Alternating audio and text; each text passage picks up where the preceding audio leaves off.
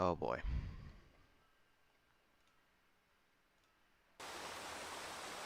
How loud is that? That's pretty loud. We can turn it down just a little bit.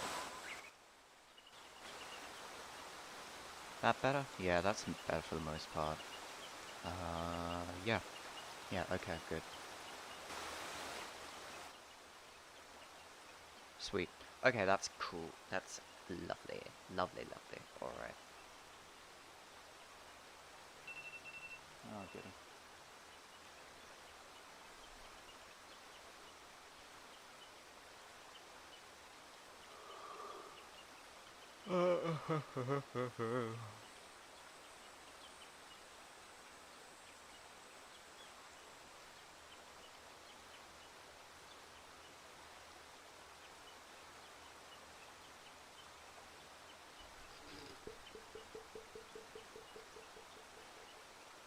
Alright. Where are we? Copy video URL.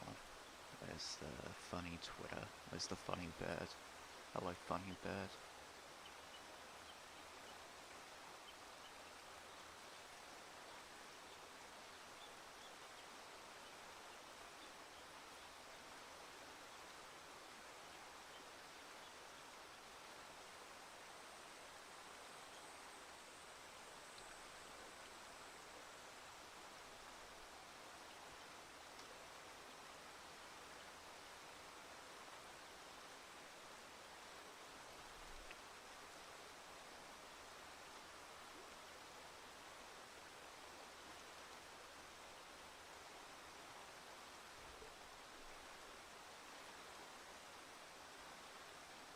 Is that really the video URL? Oh, it is too. Interesting. Interesting, interesting. Alright.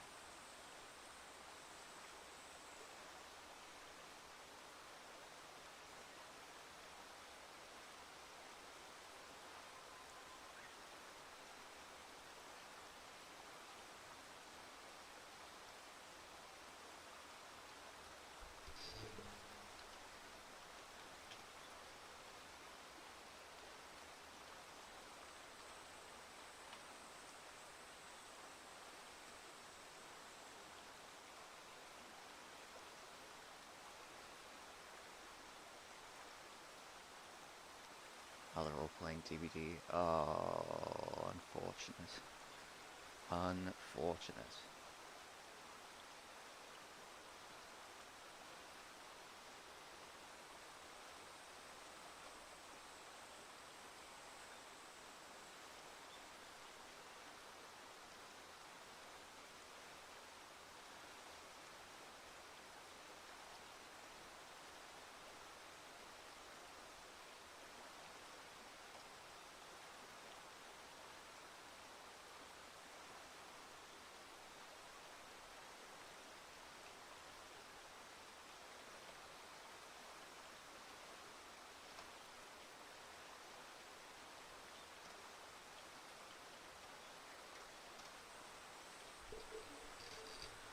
Ay, ay, ay.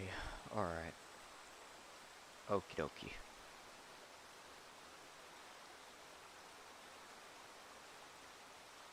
Where are we?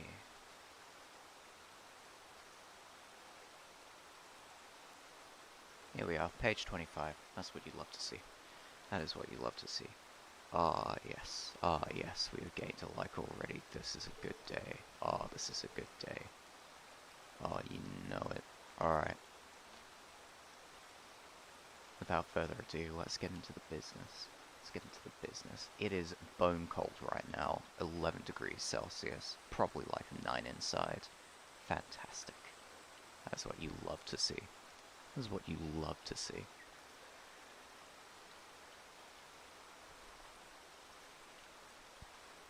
Alright, and let's get into the business, shall we? Let's see. We'll do everything in cyan because we've done everything in blue up until this point. Chances are we're going to be using roughs for the most part. We'll just wait and see. Because chances are I'm going to be redrawing over a lot of this. Maybe not the chains. Maybe not the chains, but pretty much everything else I'm going to be redrawing over.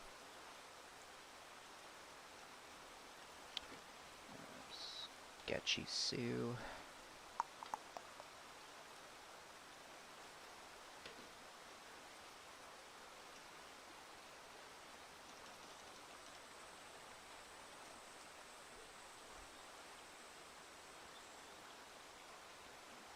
Hello. Hello, Taglo. Hello, hello. Were you in yesterday's stream? Or yesterday's quote-unquote stream? Yes, it's... Funny, funny. Very, very funny. I don't mind. It's okay. It's okay. Nothing wrong with that. Yoink. We're just gonna get rid of this. Right. As I said, the Biznu. Hold up, hold up. Did you just go on your second account to deliberately like the stream? If so, yes, that would be funny.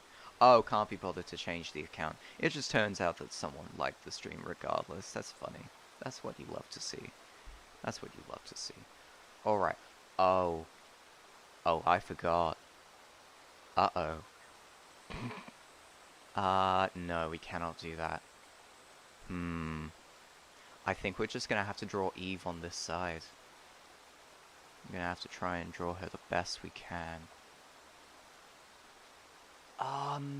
Right. I need to remember how to draw her hair.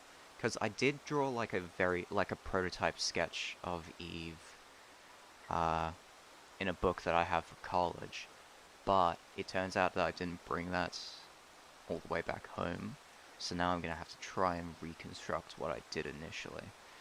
Oh, it should be fine. I mean, I was going for a very Ellen Ripley kind of hairstyle. Rather Ellen Ripley, rather Winona Ryder. Those were like the two that I had in mind. So let's try and build something. But before we go and reconstruct that hair, let's first of all just try and reconstruct the face. From what I can recall, she had a little bit of forehead. Yeah, so like, more so like that, I'd say. Probably less down here. Local cat likes... Hi, Ryan. Hi, Ryan. How do you do? How do you do, Ryan? How do you do, Ryan? Are you feeling better, Ryan? I hope you're feeling better, Ryan. Oh, boy. Oh, boy.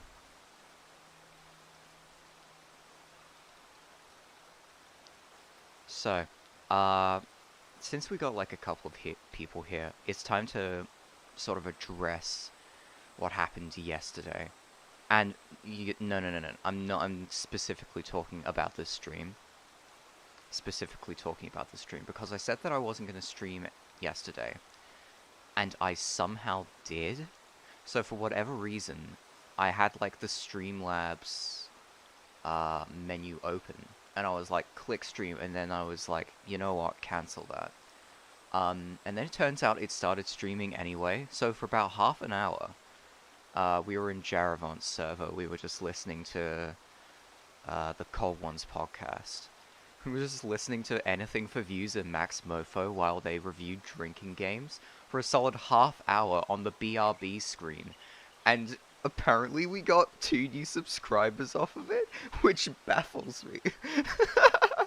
It's like doing nothing is optimal. It's crazy. But that's what happened yesterday. Hopefully it won't have any little silly little cock-ups like that in the future, but who knows? Who knows, who knows, who knows? But yeah, I found that funny. I found that funny in particular.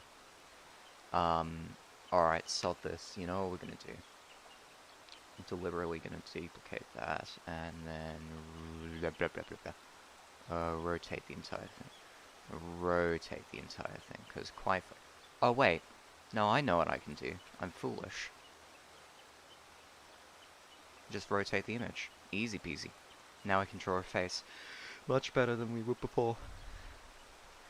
I'm glad you're feeling alright, Ryan.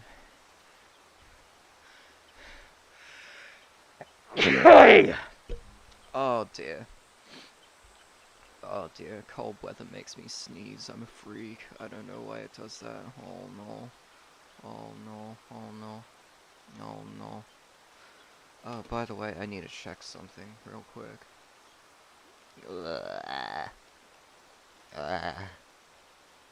Cool. Where are we? Oh, where are we? Where are we? Where are we? I don't think... No. No, unfortunately not. Just in case it is. I don't think it is, though. It doesn't look like it. Okay, okay, okay, okay, okay. Okay, okay, okay, okay, okay. Yeah, nothing has been done since then. Alright, good to know. Good to know, good to know, good to know, good to know. Good to know. Good to know. Alright. I'm gonna stop rambling and I'm gonna start drawing like proper. Got that, got that.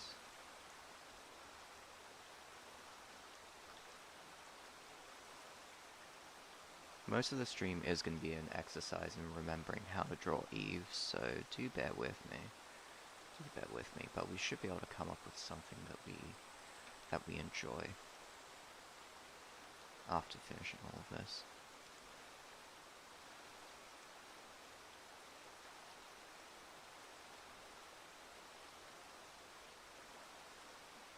And you know, this is the process. Whenever you draw a new character, you kind of have to figure out, okay, how do they work? What's their facial structure? What's all of that and all of that? So you know, this is just regular. This is just absolutely on. I wouldn't say according to plan, but pretty much there. We're not going to do that. We've never done that before, so why would we start that now? So, if I remember correctly...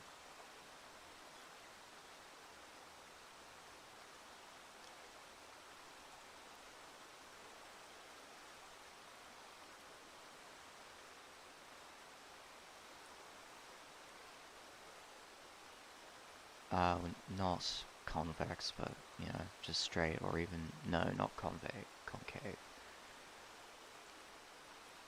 That was sort of her deal. That was sort of her deal.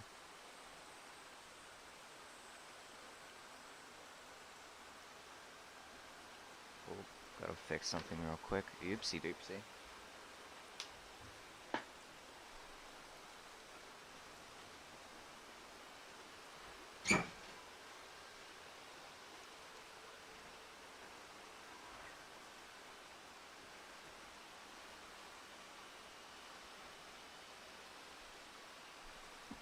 Alright, the things have mostly been fixed. That'll do.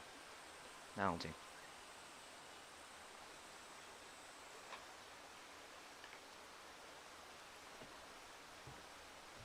Okay. Okay.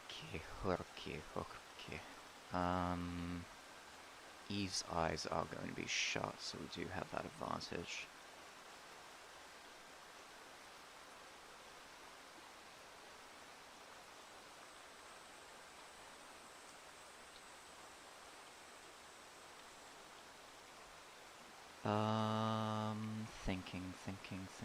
Thinking. I just have to nail her facial structure right. That's like the big thing. If I can't do that, then, you know, we kind of lose. But I should be able to do that.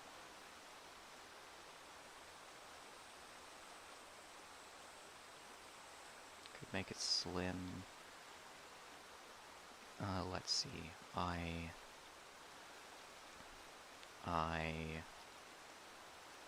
Let's move that down a little bit. We did rotate it, but to a desired effect. Okay, eyes are closed, so looking like that. Looking like that.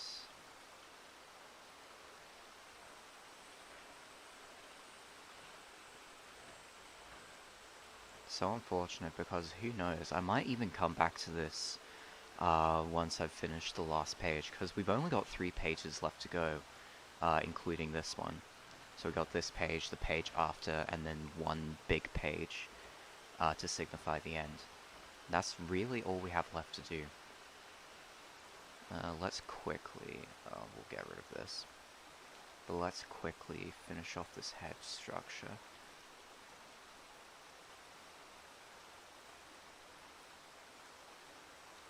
Chances are I'm going to make a lot of changes to this head.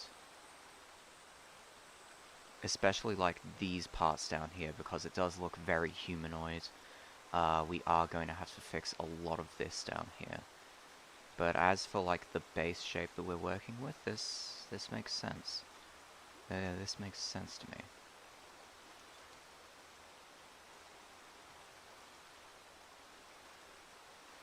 I am a fan of it, honestly. I am a fan of it.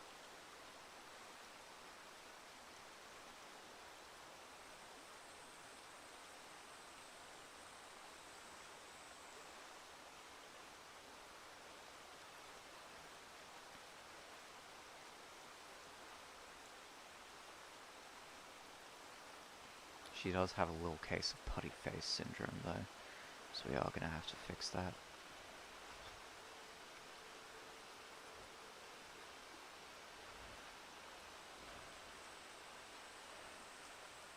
I think that's better than what we had before, and it looks better too. Honestly, because this is a new character, this is probably where the majority of today's stream is going to, you know, revolve around. We'll get rid of the rough sketch, because everything else is fine on the rough sketch, it's just this that we need to figure out correctly.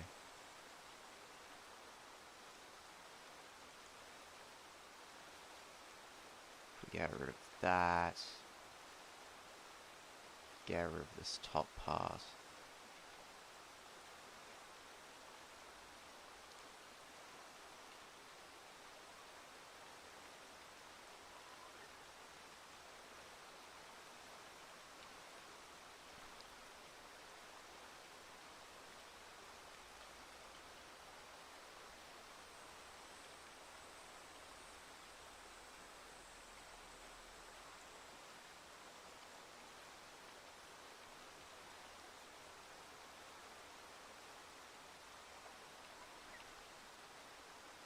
A little bit more pointed, perhaps.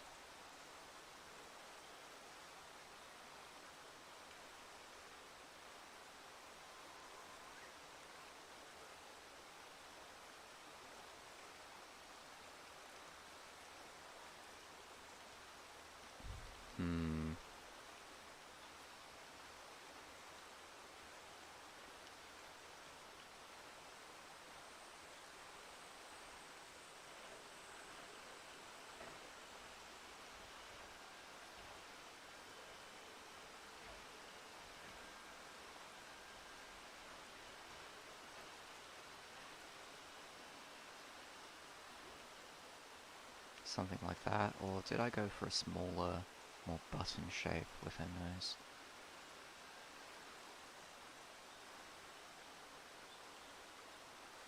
Probably something like that is close to the truth.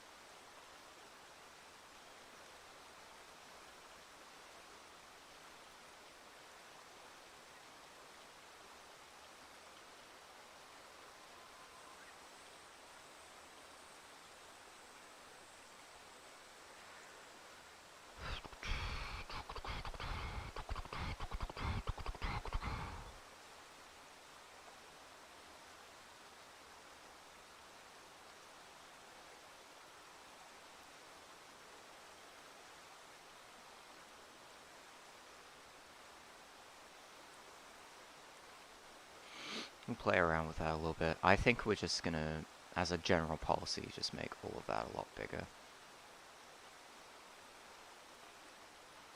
Make this smaller, more down there. Very nice.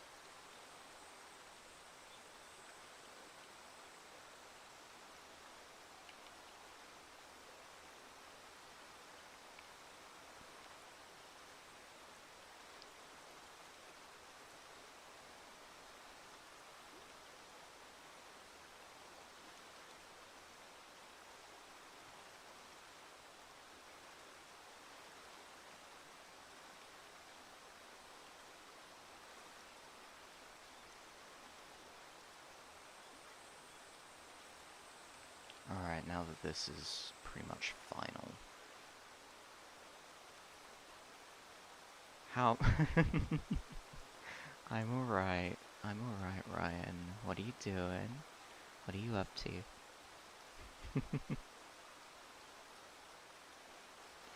Of all the cutesy nicknames, I do like Mewzer a lot. How are you, Ryan? Or like, what are you up to, Ryan? I should say. So we've already had that conversation, you see. We've already had that conversation. Oh, okay. This is going to be dominated mostly by hair. I'm still kind of having mixed thoughts about the size of this muzzle. Could make it smaller, but you know, I'm for the most part I'm happy with this muzzle size.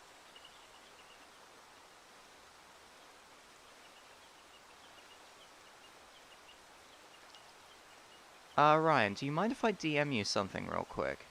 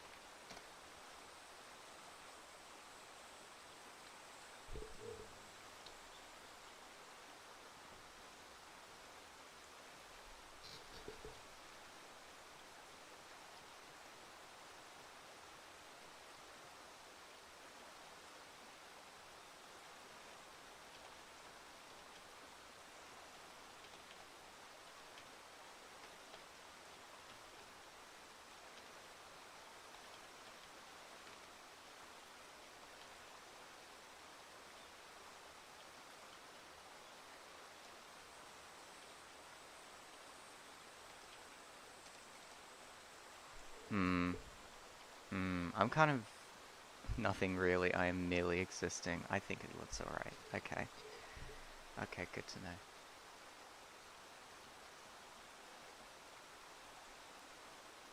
But yeah, no, I want to try and draw Eve. So, like, yeah, in that manner, Ryan. But I don't want to, you know. Right now, I have a bit of an issue with drawing Megamind heads. So right now, this is huge Megamind energy, so... what we're gonna do is...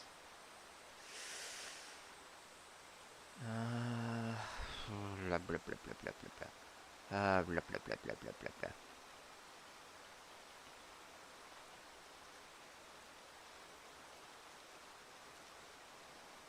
I think that's alright for the most part.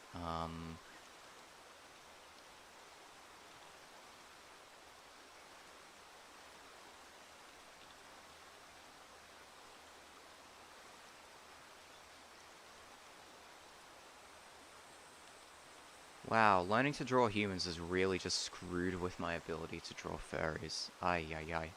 Ay, ay, ay. This is no good. Ay, ay, ay. Ay, ay, ay, ay, ay. Ay, ay, ay. Oh, goodness. This is why you keep sketches of your original characters. Oh. So you don't get moments like these where you're scrambling to try and design a character based off of what you remember doing. And, like, everything. Oh, everything's awful. Everything is just awful.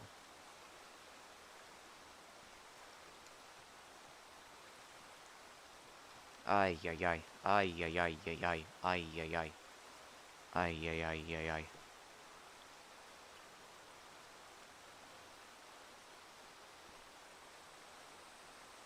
I think that's a decent head size for her head shape as well.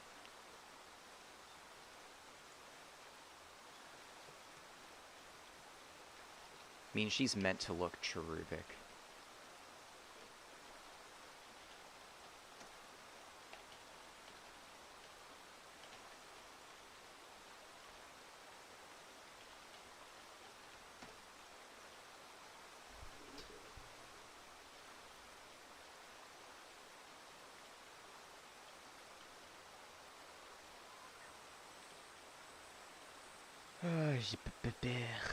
Ay, muy, muy. Ay, muy, muy.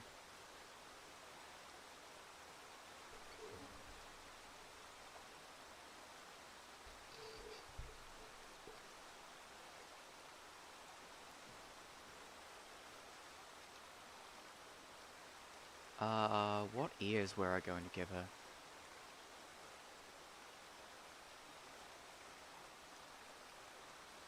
No, no, no, no. I was gonna do... I don't want to draw petite ears, but I'm kind of leaning towards petite ears.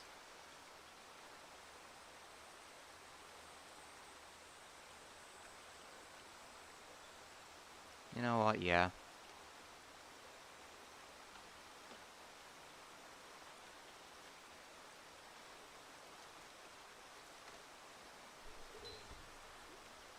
Je peux faire... oui, oui. Oui, oui.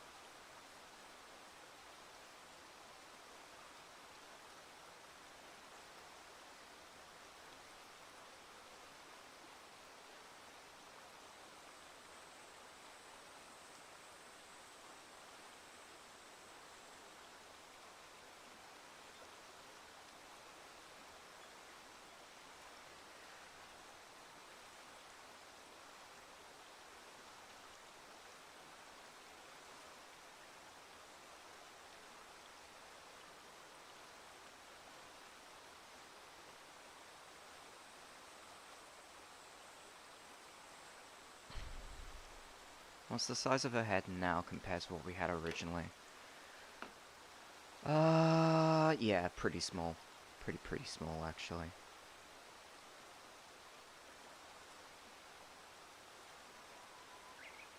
But I think it's good for the most part.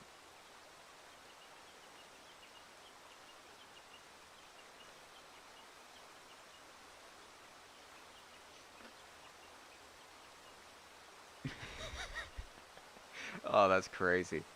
Oh, that's crazy, Ryan.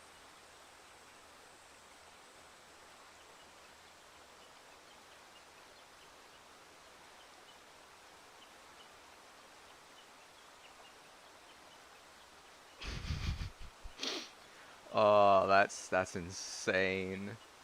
Ay, ay, ay. When I think pole dancer, I do not think Charlie, aka Moist Critical.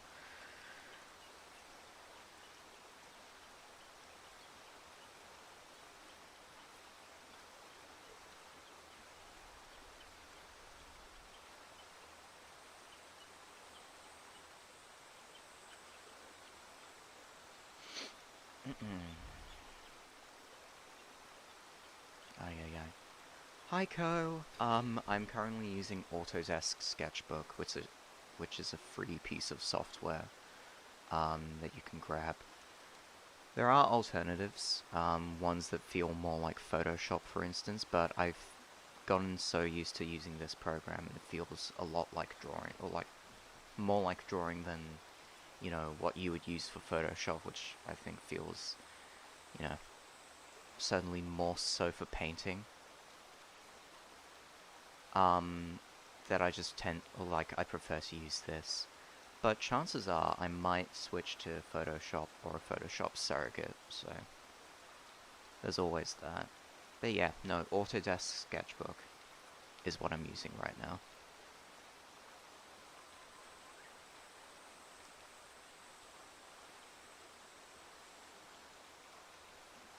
Okay, sweet.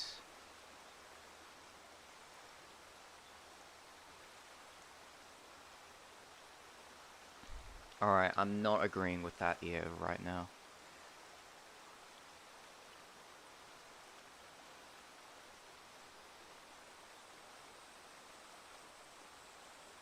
We'll figure it out, though. We'll figure it out. Um...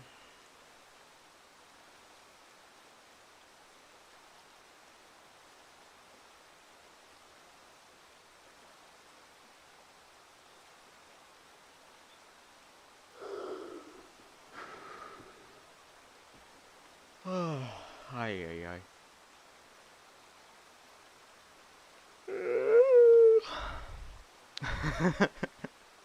I'm fine. I don't need your Photoshop, but thanks for the offer. Thanks for the offer. The thing is, right, if I were to take you up on that offer, I would have to relearn Photoshop. And, I could, but that's not where I want to be right now.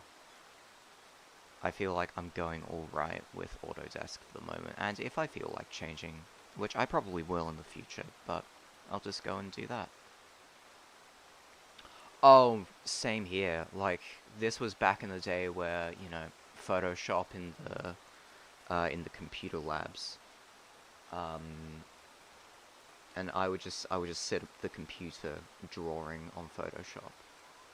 It was, oh, and with like the cruddy little Wacom tablets too that they gave out to schools, or like, because I went to a private school. I'm not gonna lie. I'm not gonna lie. I was born fairly. But yeah, yeah. No, I would just sit in the computer labs all day drawing on the cruddy little Wacom tablets. It was fun. It was very, very fun. I'm not agreeing with this cheek over here, but mm, we might have to move forward, because quite frankly, we've done quite a bit of work considering Eve's sketch here. I think it's about time that we start adding hair to all of it. You got it paid monthly, and you wouldn't if you take mine. I don't think you can connect multiple devices at once with Photoshop is the thing. But yeah, I don't know. I've never seen, well, I've seen the point in using Photoshop, but I've just never agreed with, like, its usage in art. I've never, um, I could probably figure out a way to use it, but never figuring out if it's the right thing for me. Also, we need to have a look at, thingy. What's the thingy? Oh yeah, Ellen Ripley.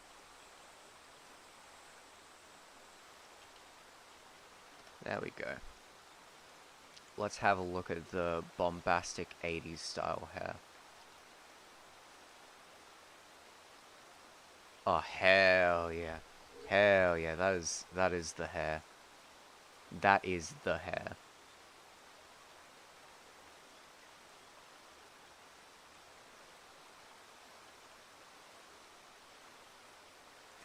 Think she's like my... Oh, honey, SMH, SMH, SMH. If you'll stay up after the second stream today, we'll talk. Oh, goodness. Goodness. Yeah, it's... I don't think you can even buy it as a one-time purchase. Let's have a look. Photoshop, one-time purchase.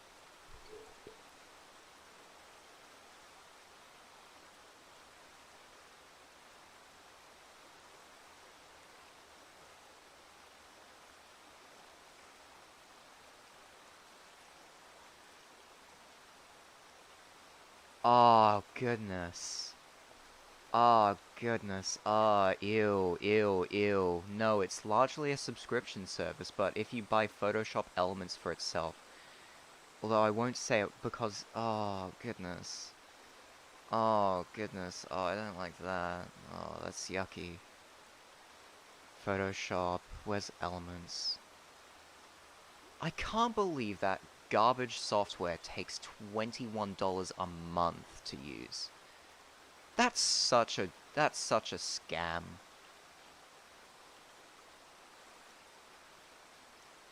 Graphic design. Yo, yeah, you can get all apps for $60 a month.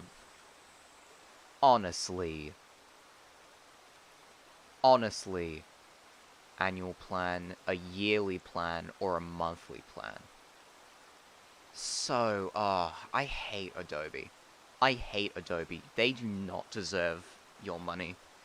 There's so many better alternatives to use. There's so many better alternatives to use that are open source. Honestly, it's insane. It's insane how they can charge that much money for what is essentially garbage.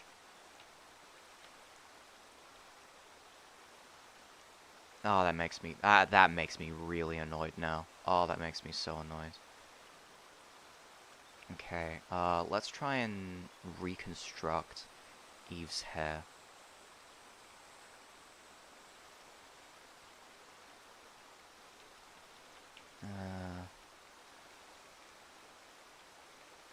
I think what we're gonna do is we're gonna start, you know, with our base curls, and then we're just gonna work our way up from there.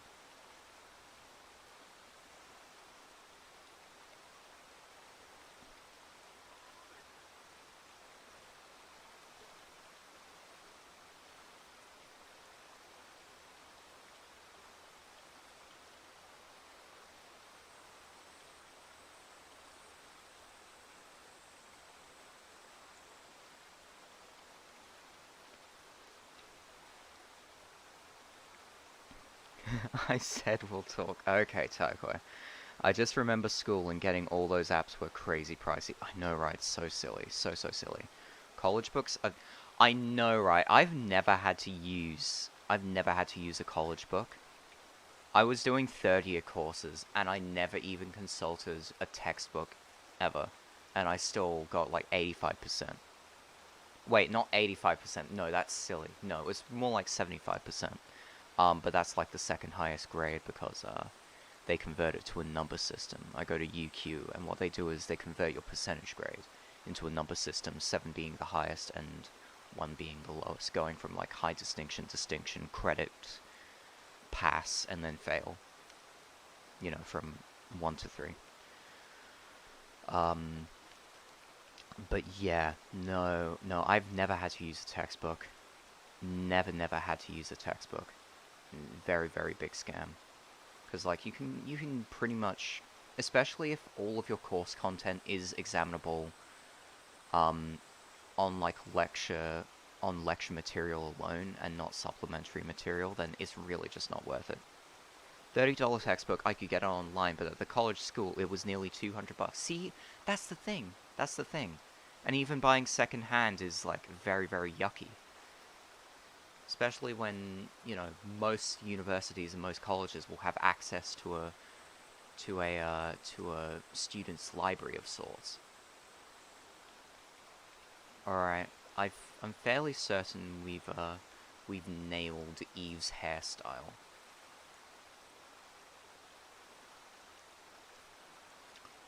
And, okay, so for a start, we don't want to make Eve look too fresh right yet, because we want to leave most of that spiciness until we get into, like, Chapter 4. Because that's when Eve really just turns it up. And I think that'll be good, because I can go for a, you know, quasi, you know, proper design here. But when I go to actually, you know, plan out Chapter 4, because I will be planning out Chapter 4, probably for like a couple of weeks, I'd say. A couple of weeks of straight work, and interspersed with the occasional intermission, epilogue, and things like that. But yeah, let's have a look at what people are saying here.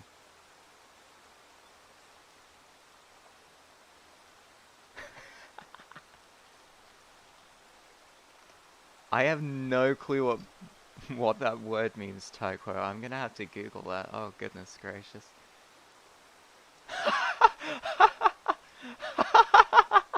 Okay, that's what Banshee means. Okay, okay, alright. That's funny. Oh, that's funny. Alright, cool.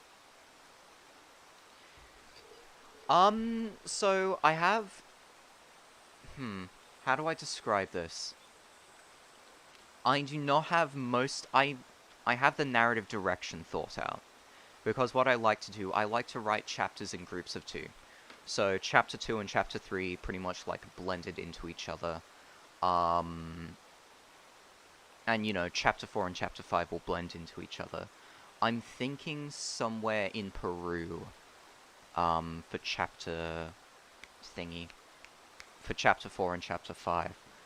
As they go to reclaim the next piece of the Chains of the World.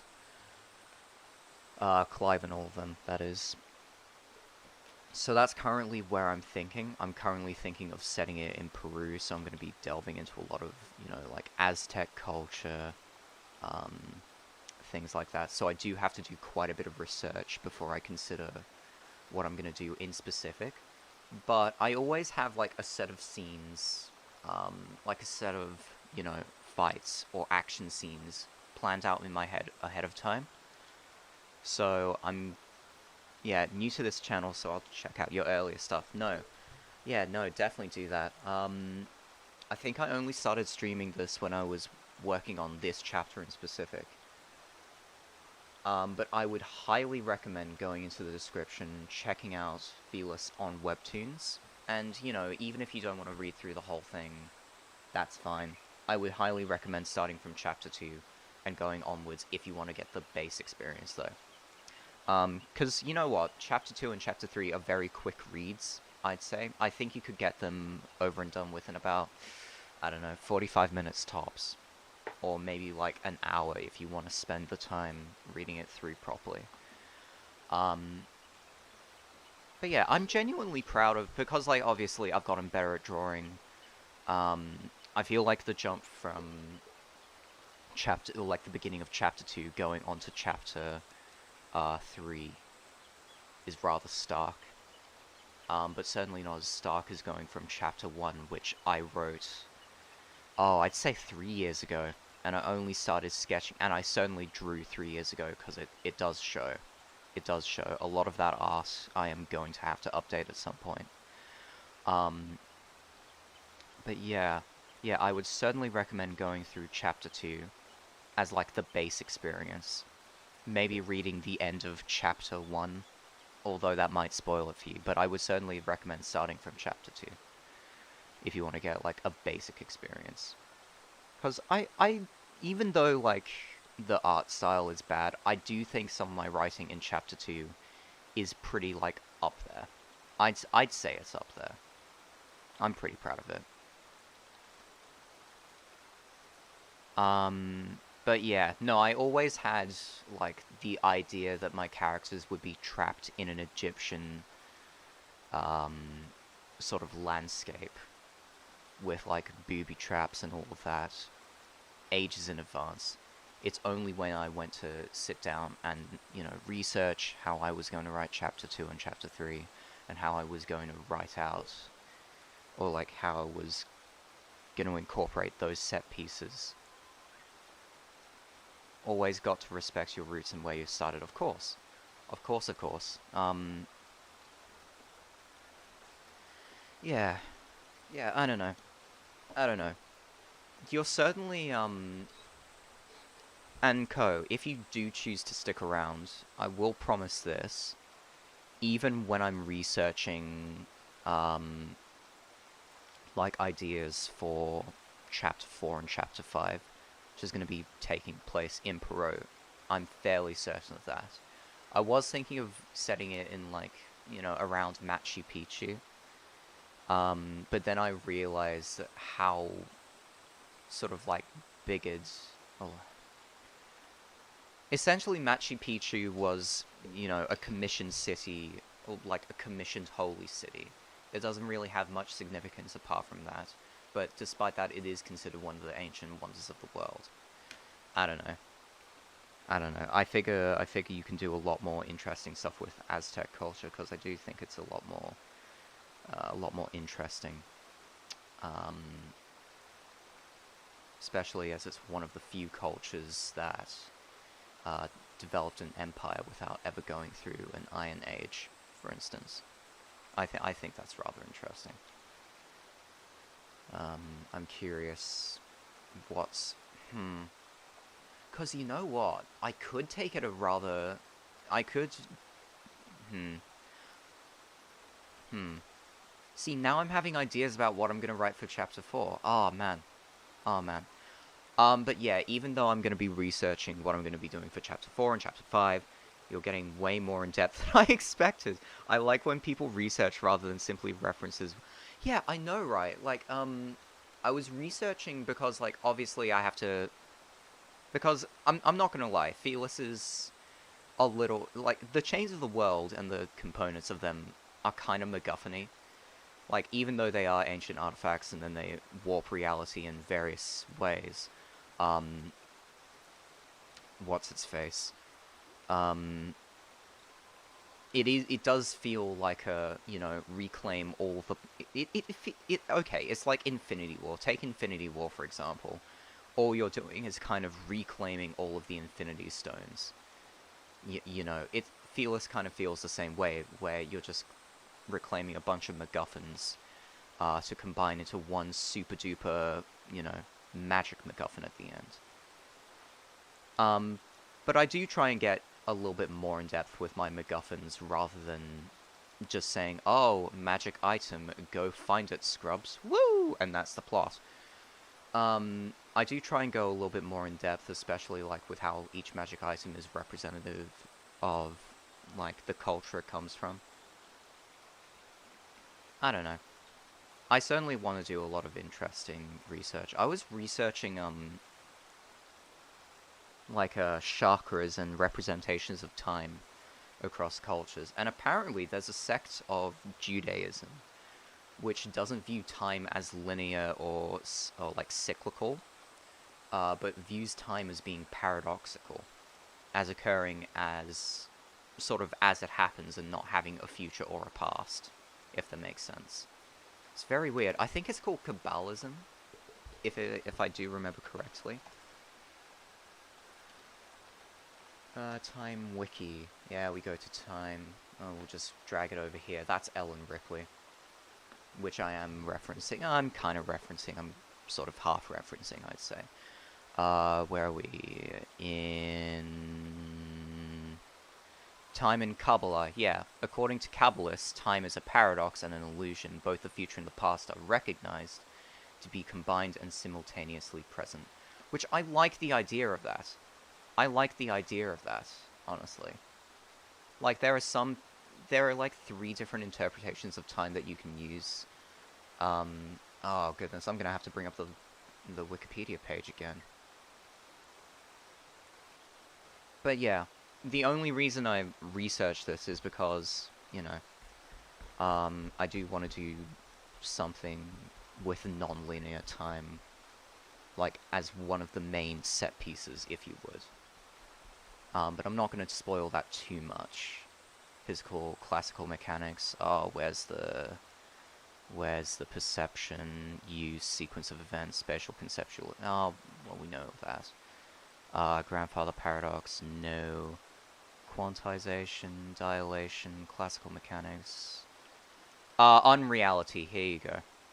A modern philosophical theory called presentism views the past and future as human mind interpretations of movement, instead of parts of time, which I really like. I really like reimagining time as a function of space rather than being its own separate thing. And yeah, eternalism, past, present, and future are all real and growing block theory. All different ways to view time. But yeah, enough rambling from me. I really need to get, back to doing what I was doing. Because, okay, does Eve look right? I think she looks right. I'm gonna leave some of her more, outrageous hairstyles, for Chapter 4. Because, that's when she pops off. I think that's when she pops off big time. And she's gonna pop off in an intermission. Oh yeah, I was meant to be talking about an intermission. Yeah, so right now, once I finish Chapter 3, I'm gonna have a 2-page epilogue. That's gonna be a promise from me. And on top of that, I'm gonna have 2 intermission pieces. So these are gonna be like short-form comics, talking about sort of metaphysics and abstract ideas. Sort of like mixing slice of life with, philosophical thriller. So that's kind of what I've got planned. And also like to interject with, aspects of plot, to develop certain characters. I won't reveal who, but Eve certainly is going to be making an appearance, because up until now we've kind of been introduced to her character through the eyes of other characters. I want to give her proper moment in the spotlight, rather than introducing her through other characters. So I think I'm going to use an intermission piece to describe who Eve is and what she does, and how she brings value to the team, I'd say. But another one, like, similar to the beginning of this chapter, Chapter 3, where Clive was describing the laws of influence to Prefect, I'm going to be having another intermission piece that's similar in that vein.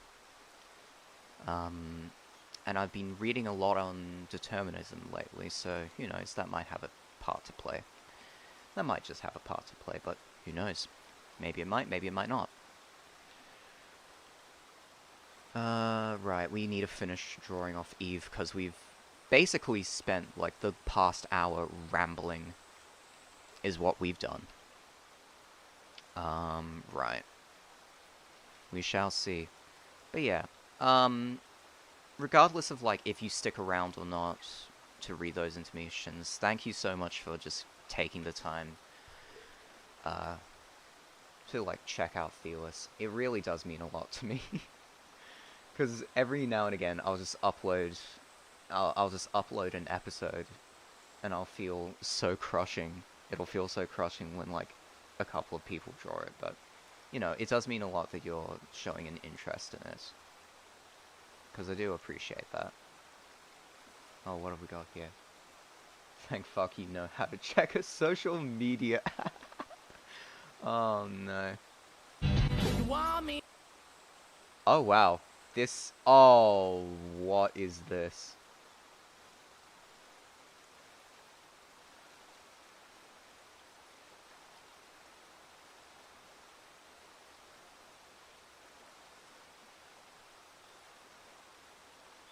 What? Oh, what are you showing me? I hate it. Oh... Wow, that was crazy, but that was very, very scary. I like talk... Aw, thank you so much. Thank you so, so much. Although, whether I consider it creative or not... I don't know. I'm just a silly cat man who draws cartoons. Comics more like it, but, you know. Actually, now that I think about it, I draw a stupid amount of inspiration from manga. Currently working to better my writing and painting skills to work on young adult novels. Nice! Nice, keep that up. Definitely keep that up. Also, hi Kelsey, how you doing? How you doing? We've finally finished friggin' designing Eve over here. Eve, she's finally done. Oh yeah, hair's probably gonna come. Honestly, like, all of this is rather chaotic right now. So I don't know how to feel about any of it. Clive Barker's work. I feel like I've heard that name. Give me like 1 second. We're gonna pop a cheeky Google search. Clive Barker. You have written... What have you written? Books of Blood, you are most known for...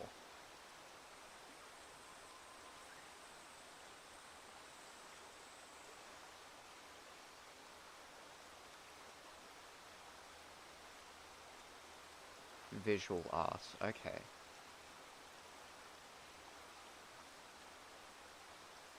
Let's see, Damnation, Hellraiser, Books of Art, Thief of Always, Torture Souls, Books of Aberrat.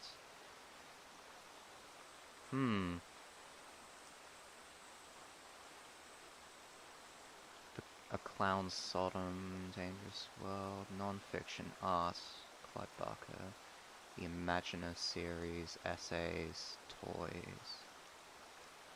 Interesting. I'm gonna... Wait. No, different Underworld. Okay, I was curious. And yeah, filmography of all of his things. I'm gonna have to check that one out. I thought I heard of Clive Barker, but apparently not. Apparently not. I'm gonna definitely have to check that out. Here we are. Where are we?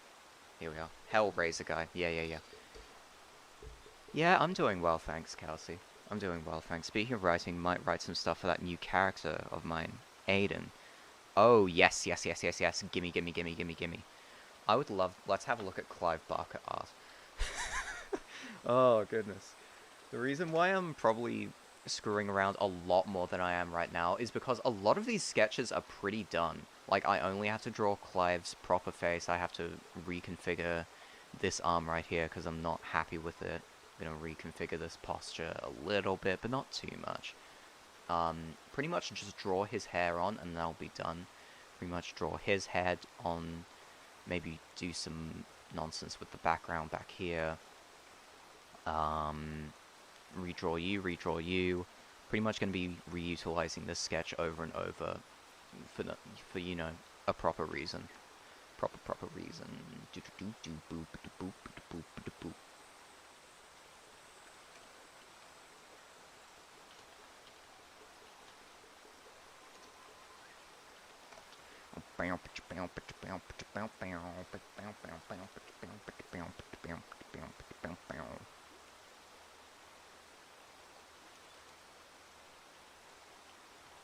Art, here we are. Oh, goodness gracious. Yeah, I hate that, and I love that so much. Oh, that's metal as hell. Oh, hell yeah. Hell yeah.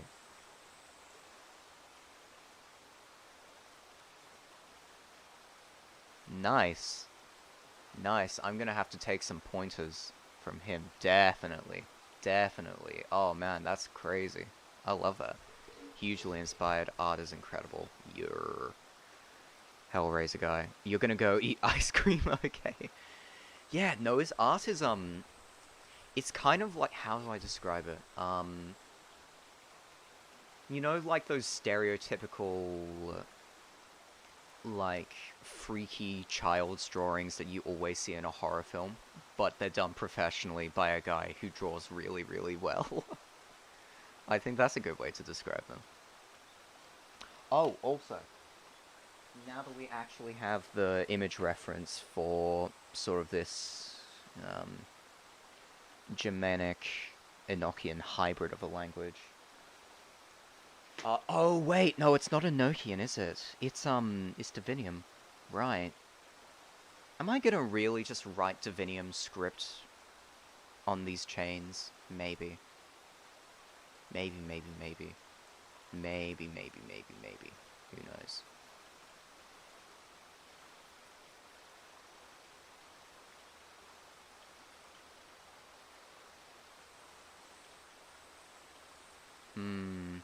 Hard to say.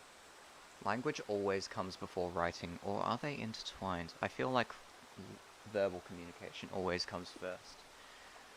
I think it makes little sense to add writing on an item so ancient as that. We'll play around with this a little bit more. And we'll play around with Eve a little bit more when we go to draw her. Alright, Clive time. Clive time. Woo! It's Clive time. Yo, let's go. Let's go. Clive time. Clive time. But yeah, if we're talking inspirations, obviously I'm working in the 9-panel format. Praise Lord Gibbons, as they say.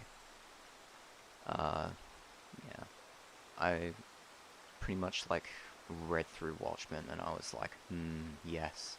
I even read through parts of The Killing Joke where that style is pretty much lifted. Because I do believe Alan Moore was working on The Killing Joke while working on Watchmen. And that's one of his main regrets with The Killing Joke, is that he was writing Watchmen at the same time.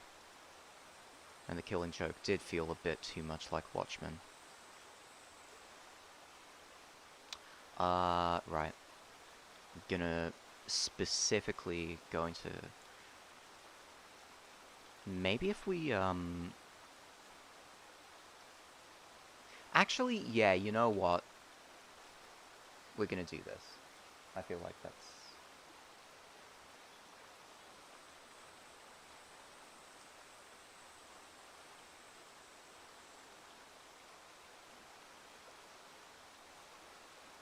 Okay, that's just some guy walking, that was strange.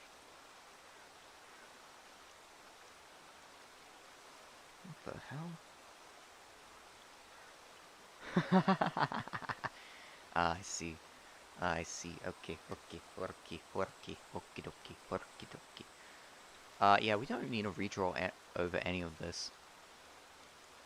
But what we do need to do is counterclockwise. Let's go. Let's go.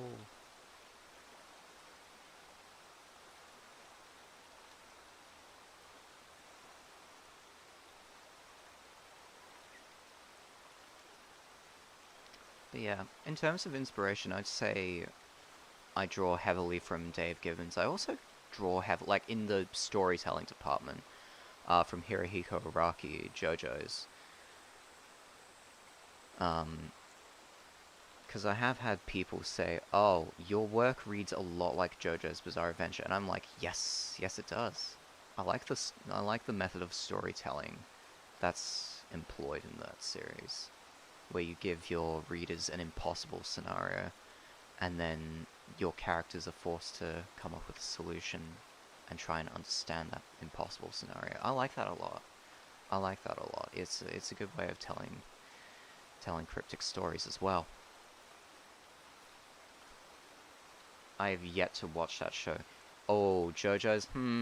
It depends. Like, people have said, the show is a slog, and it makes sense. I mean, it does get quite a long time to, like, start and get moving. But, like, once you get into it, that show's addictive. Definitely addictive. And, you know, people are like, oh, it's too strange for me. And that, like, that's okay. That's okay. Not every show has to be, like, you don't have to like every show. But yeah, it's very, very strange, very strange fiction, very strange storytelling as well. I think the most bizarre it gets is when they're in part 4. Oh, you're reading... Oh, so you're reading through Beastars, you're not actually watching it. See, I'm in a weird spot with JoJo because, like... Obviously, what's his face? Like, there's 8 parts, the 8th part is about to finish. I've basically, what's his face? I've sort of come to a compromise because I know Stone Ocean is being worked on at the moment, the Stone Ocean adaptation. Well, both reading and watching. Okay, so you'll read and then you go onto the Netflix show and then you see their adaptation, which is a good way to do it. But in terms of like what I've got going on at the moment, I'm choosing not to read Stone Ocean, even though I've pretty much been spoiled by the end. But you know, whatever. So, like, sort of as a compromise, I'm deciding that I'll read through all of Steel Ball Run, which is the chapter immediately after Stone Ocean. Because that is the one that people most gravitate towards. You know, ironic considering we're talking about Stone Ocean. But that's the part that people most gravitate towards, and that's that's the chapter that people enjoy reading the most.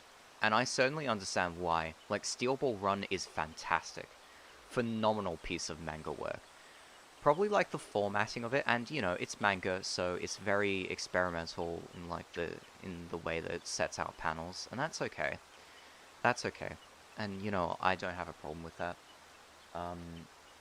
But I really like the fiction, and I really like how Araki handles his stories, handles his character design, and also handles his panel composition. Really cool. Really fascinating, or like really unique way of filming action too, I'd say. You know, apart from your standard punch ghosts, which, you know, you're not gonna really escape from, I'd say.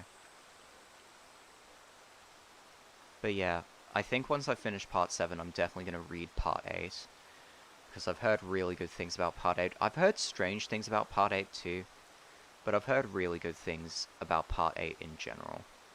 And considering that's the last part of JoJo's, at least, that Araki has stated that he's going to write. But who knows?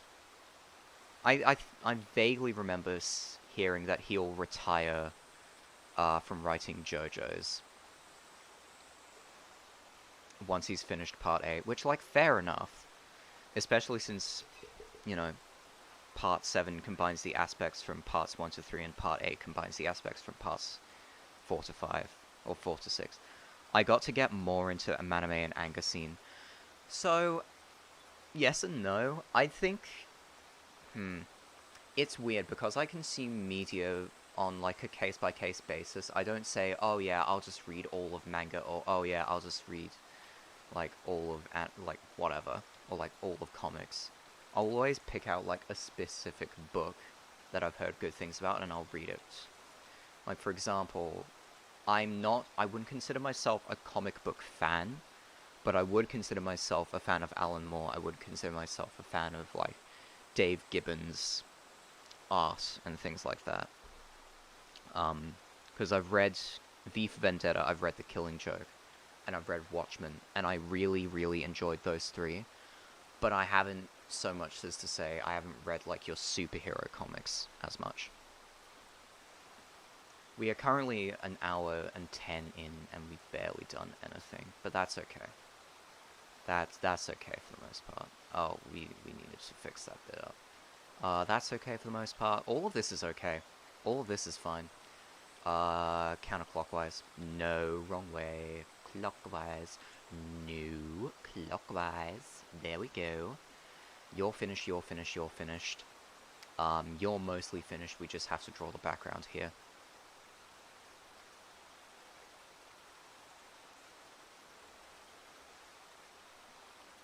Oh, no. No, you're not distracting me. In fact, like...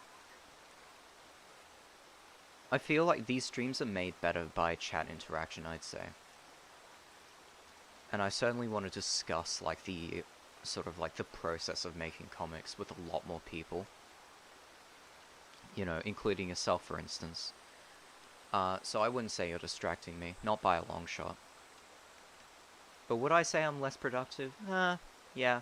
But at the same time, I'm pretty quick, generally speaking, when it comes to pumping out pages. Because on a good day, and I'd say today is a good day, I get a page out a day. So I sit down, I have my rough sketches, which is what I have right here. I'll finish the sketch, I'll finish the lines, I'll finish the coloring, and that'll be it. And, you know, I'll sit down in the evenings, and then I'll produce the rough work for the next page, for instance. Which I'm only gonna have to do 2 more times. Because this is... What's the thing before penultimate? This is the 3rd to last page. The page after this will be 2nd to last, and then the page after that will be a full page. Sort of like, how do I describe this best? A closer page, shall we say. You know, something big, something grandiose, something akin to, like, the end of Chapter 1, something akin to the end of Chapter 2, and it's gonna come back in the end of Chapter 3. Because the end of Chapter 1, the idea, you know, the idea of fate and choice is brought up, you know, is invoked at the end of that. End of Chapter 2 is, the unknown, and that sort of leads into Chapter 3, which is tying mostly into, I'd say,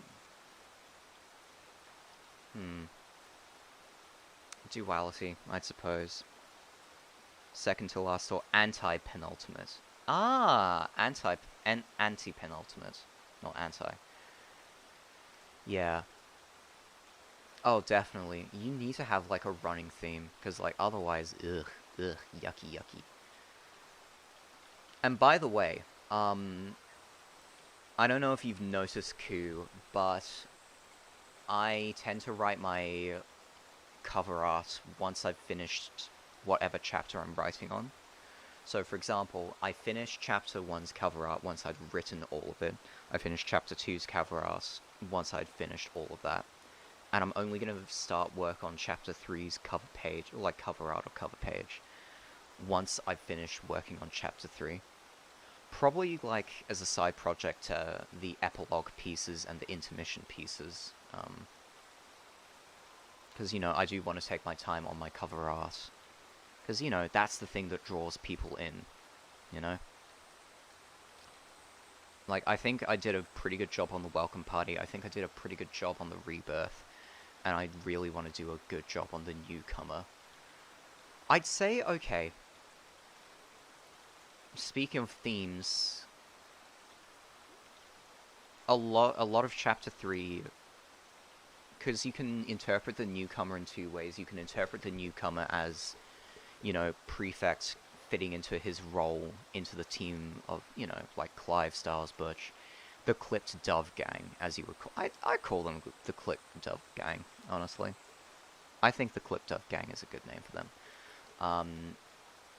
You know, because you can read the newcomer as, you know, Prefect, you know, showing his worth to the group, because at this point he's pretty much being used as sort of fodder and sort of a, you know, doing other people's dirty work. But this is the first time that he's really proven himself in front of the group, I'd say. And, you know, not in the fact of, oh, strength, blah, blah, blah, but no, in the subtler ways of empathy and, you know, cooperation and reading people, I'd say. I think that's something that the other members lack a lot. And I think that's something that could certainly set up a lot of Act 2 if I ever get around to writing. If I ever choose to write Act 2. Because chances are I could entirely write Chapter 1 and then just never think about writing an Act 2, never think about writing an Act 3. But right now in my mind, I have envisioned, visionary, but no, seriously. I do have in my mind the thoughts that I'm going to write, you know, an Act 1, which we're doing right now. I'm going to write an Act 2, and then I'm going to write a third act, which sort of ties everything up. That's sort of what I've got planned in my head, but I haven't written any of it down. But I know roughly where we're going to be going. That's what matters more than anything, is knowing where you're going to be going. Because if you don't know what your direction is going to be, then how are you going to ever write? How are you ever going to plan out things? Yeah. I don't know. I feel like a lot of this storytelling in Felis hinges on the setup for future events, and I really have to plan out those future events so I can write the setup in earlier chapters. Because here's a little bit of an Easter egg. How many pages do you think are in Chapter 2? And how many pages do you think are in Chapter 1? I need to drink some water, honestly. I'm getting parched just talking and talking and talking.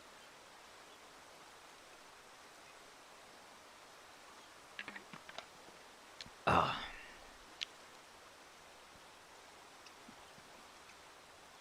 Oh, goodness. What are the 3 types of storytellings?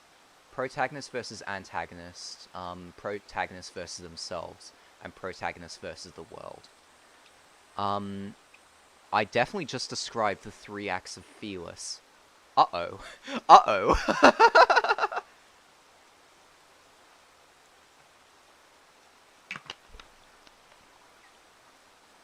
So, okay, it's the 3, it's the 3 types of character-driven stories, is what I should have said.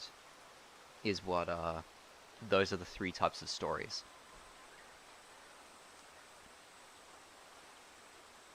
I would say the first chapter has more... Oh, goodness. Because establishing world and characters.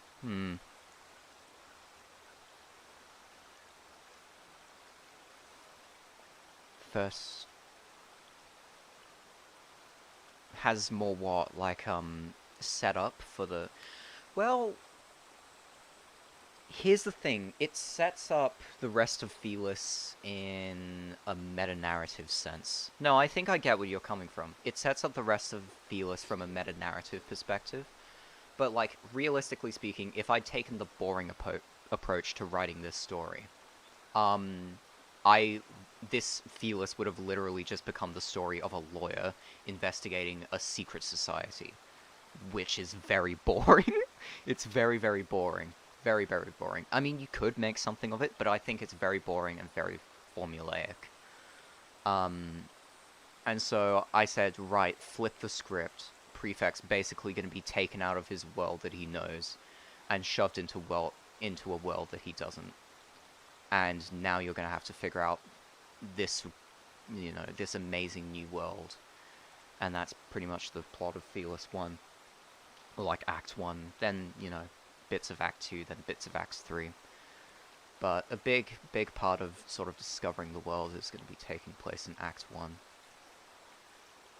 I think a lot more of the psychological thriller stuff I'm going to leave for Act 2. But I'll still include a lot of psychological thriller stuff in Act 1. Because there's still the big bad, which, mind you, has his mitts all over Chapter 1, and certainly all over Chapter 2 and Chapter 3. I think, what was the earliest chapter, like, the earliest page that he was introduced? I'd say it was page 2. I'm almost certain the earliest that I introduced my main villain was page 2. But yeah.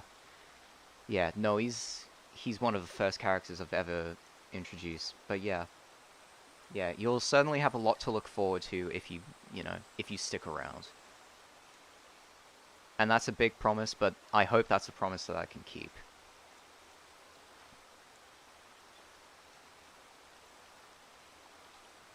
Also, like, ciphers. Ciphers is something else that I really want to get into at some point. Is that just a bloke, or is that a delivery man? That looks like a delivery man to me. Okay, alright. Once he gets to the front door, I'm gonna have to go and greet him. Oh, social interaction. Oh, scary. Okay, I'm gonna have to move this couch, because it does look a little bit weird. Okay, okie dokie.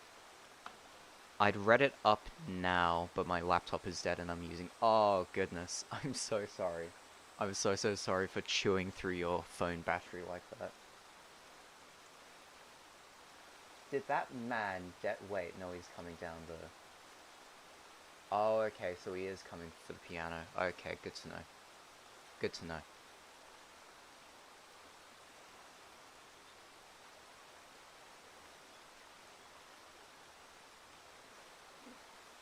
Alright, I'm just gonna have to mute stream really quick to see what's going on.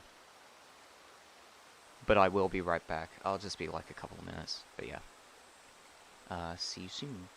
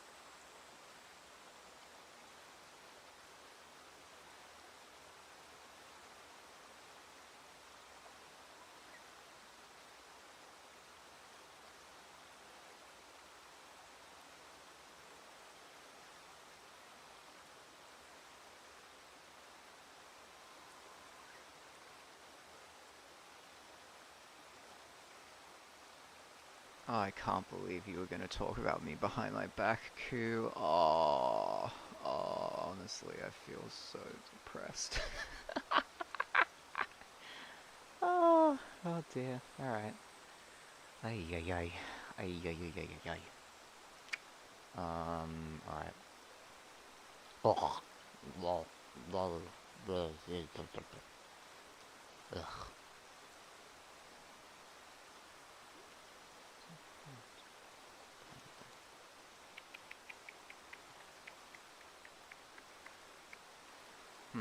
Interesting.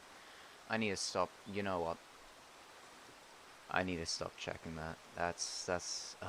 It's such a bad habit of mine, but I need to stop checking it. I need to stop checking it. I really, really do. I really, really, really, really do.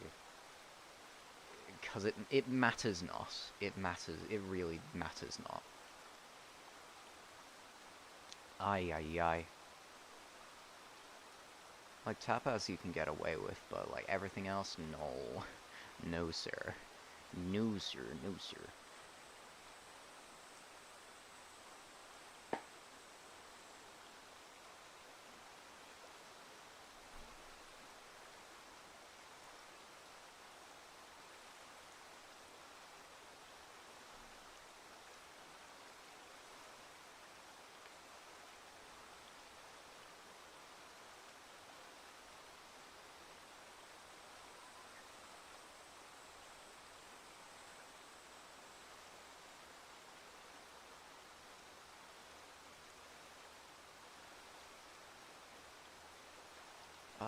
Where are you?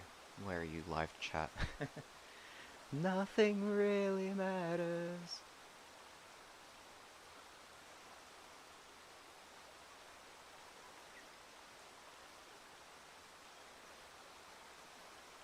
Cause nothing really matters. Alright, I just had to run through in my head where on earth that line appears in the song. Goodness.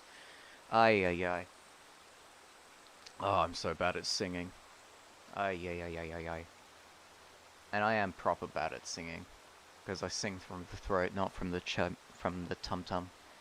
The tum-tum is very important when you're singing.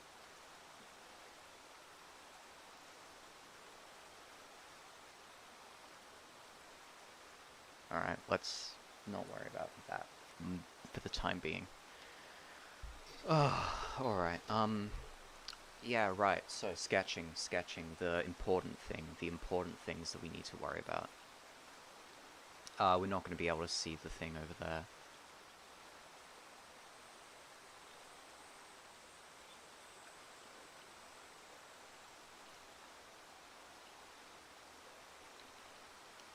Ay, ay, ay. Ay, ay, ay, ay, ay. Ay, ay, ay, ay, ay. This is the wrong angle. Oh no. Oh no, I can't be bothered to fix it. Oh no. Oh no.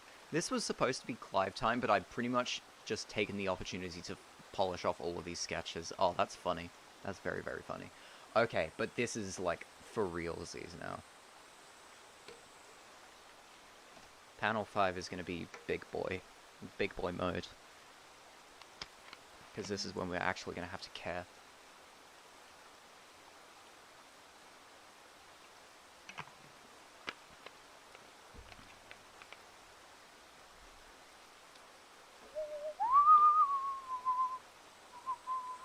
Why is the Wonder of You stuck in my head? Probably because I was talking about JoJo so much. Ay, ay, ay. Ay, ay, ay, ay.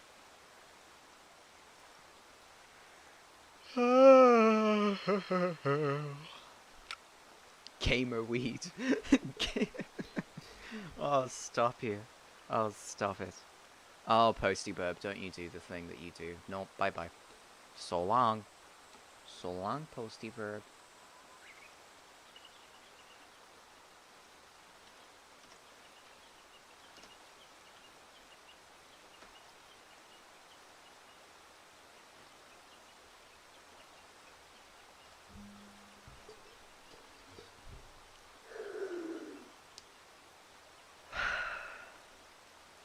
Oh no. Oh no. You know what? Oh, I see. I see. Oh, that's so cool. That's so cool. I'm just waiting for the stick bug. Very nice. Hey.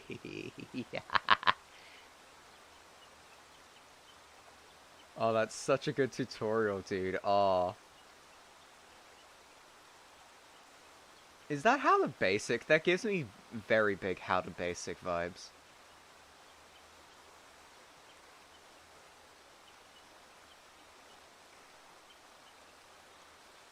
Let's have a look at this. Let's have a look at this, see what we think about it.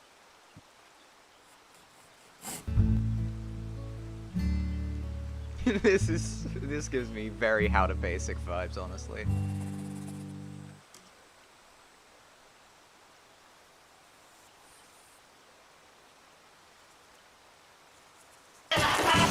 Yeah, it is. Okay, cool. Yeah, it is. There we are. Okay, thanks for the eye tutorial, Taiko. That's so cool of you. Oh, thanks, Taiko. Thanks, Taiko. Very nice. Ugh, well that was awful. Oh. Okay, we okay. Okay. Anytime, hon. Oh goodness. Oh goodness, he's being so... Help, Mom, he's being gay to me. Oh. Oh, he's calling me honey. Oh no, oh no. Oh, my self-esteem. Oh no, oh no, oh no. Ay. Oy, moy.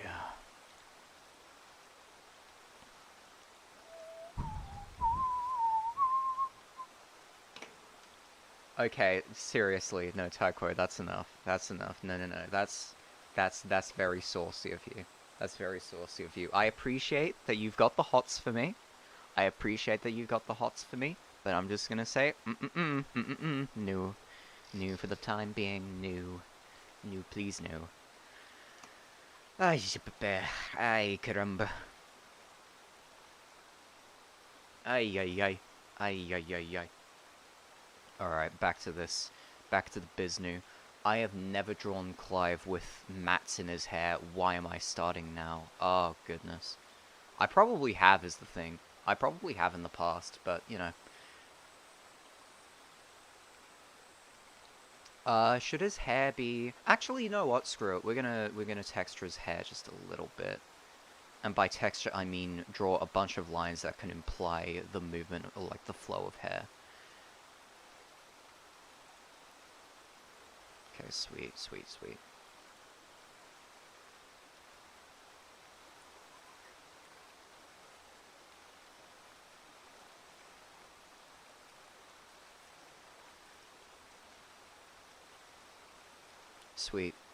Easy peasy.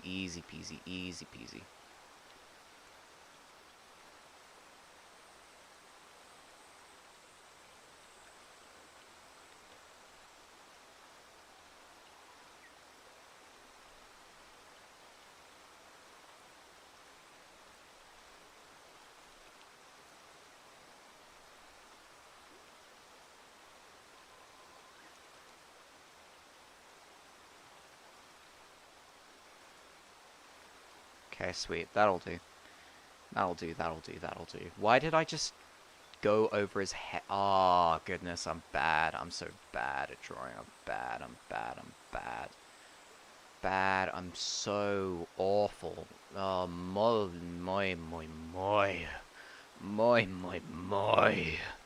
Ay.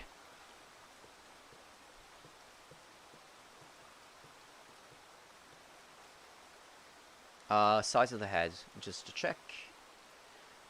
We will make him just a little bit bigger, you know, to fit the symmetry idea I've got going on here. Eve, Shackles, Clive. Clive. Shackles, Clive, Shackles. Symmetry. Shackles, person. You learned that little cheeky trick off of, fucking how Dave Gibbons composes his panels, all like under the direction of Alan Moore, but you get what I mean. That symmetry is so present in Watchmen panels.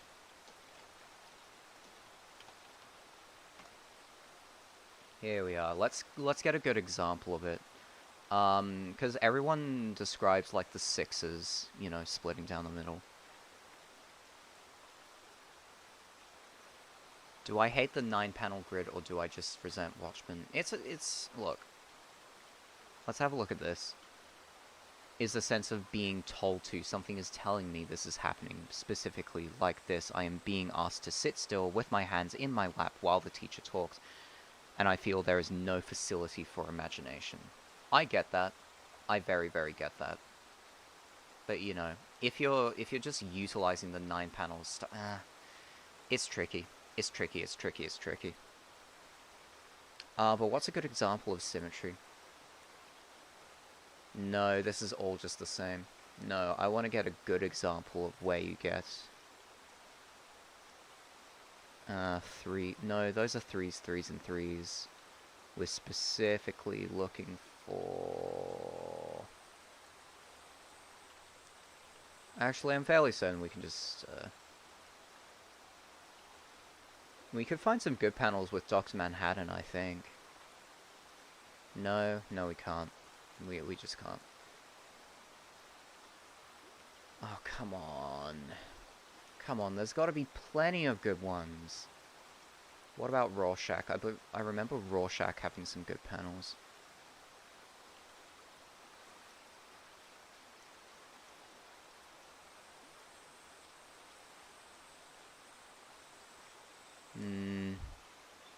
Come on, give me what I need.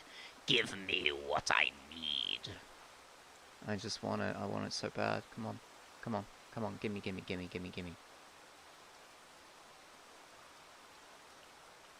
I'm not gonna do Zack Snyder. Goodness, that would be awful. Oh, that would be such a bad thing that you should never do.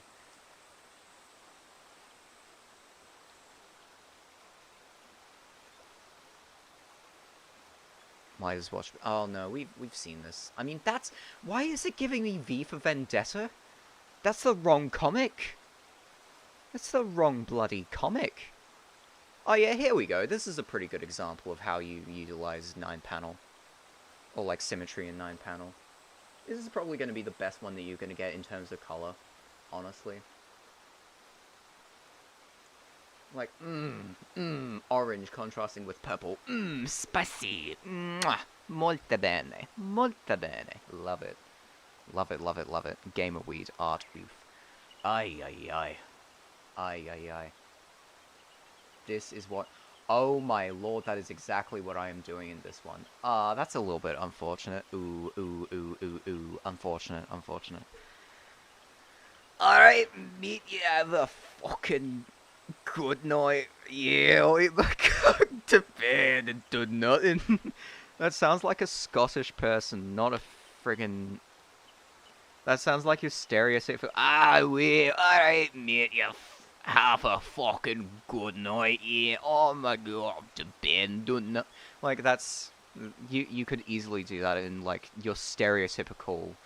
Willie from Simpsons Scott's voice, but you could also do it in, like, your stereotypical Melbourne accent. Ay.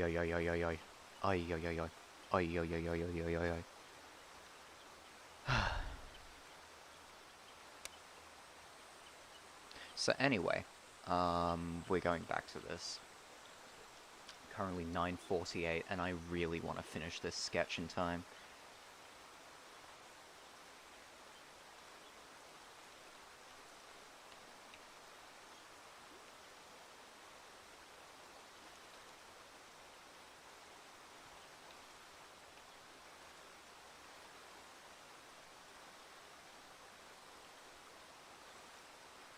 How do we do squish correctly? How do we do squish? Kelsey's back! Yo.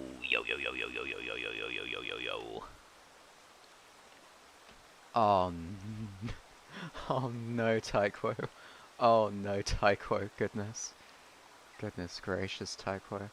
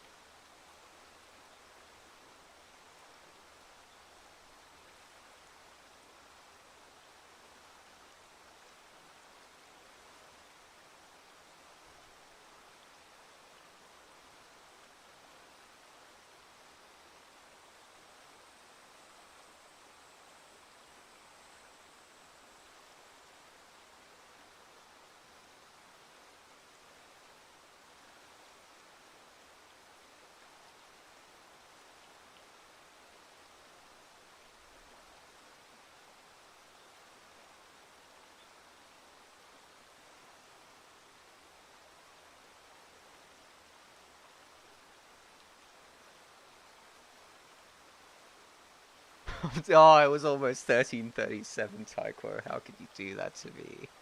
No. Unfortunate.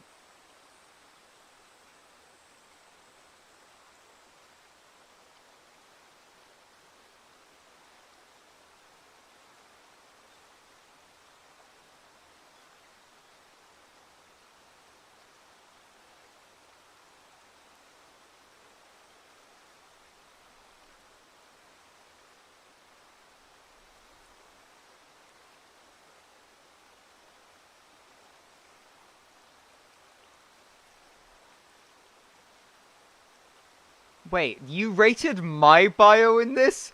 How dare you? How dare you, my brand image? Oh, that's cringe. You know that. I just got the second Warriors book. Yo, yo, yo, yo, yo, yo, yo, yo, yo, yo. Warriors be wilding, honestly. Like, I've heard interesting things about it, but the universal thing that I have heard is that once you get sucked in, you never come out. You never come out again. Once you're in for life.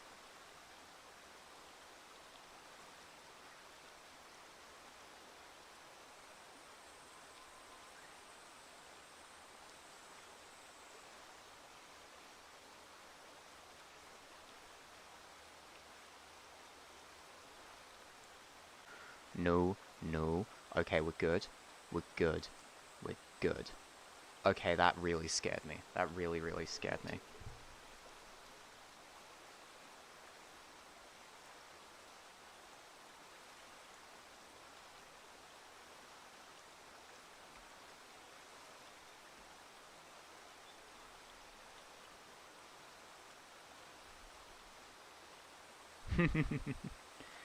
Yeah. I don't know. I've heard Warriors is good. But yeah, once you get sucked in, you never come out again. You never come out again. Oh, pardon me. That was very, very disgusting. I do apologize. Alright. Okay, we need a... Okay. Okay. Alright, okay. Having zero... Aw, Kelsey. I'm sure you'll find something lovely. Let's have a look at what this guy had to say about my Twitter bio. That's another human that I'm not interested in. That's another human. That's another human. Oh, here I am. Oh no. Oh, my brand image. Oh no. Oh no. Fellow artist, creator of Felis comics, very good comics. Go follow now. Commissions open. Mail. Oh My no. mate Mewzer. Fellow. Oh no. My mate Mewzer. Fellow YouTuber and fellow artist. Oh Creator no. of Felis Oh comics. no. Very good comics. Go Oh follow no. now. Commissions open. Mail 20. Video's already out of date. I am officially 21. Unsubscribe. Occasionally suggestive because are funny. Instagram. Oh no. Mr. Mewzer. Very I good never fellow. use that You Instagram. get a best cat award out of 10. Congratulations. That's correct. Damn My straight. boy Cycle. I am. Hey. Okay. Alright, that's enough. I was expecting him to roast the shit out of me, but I'm really glad that he didn't. Really, really glad that he didn't. Oh, goodness. Well, I'd say I burp on my streams all the time. Oh no. People talking about me. Taiko talking about me.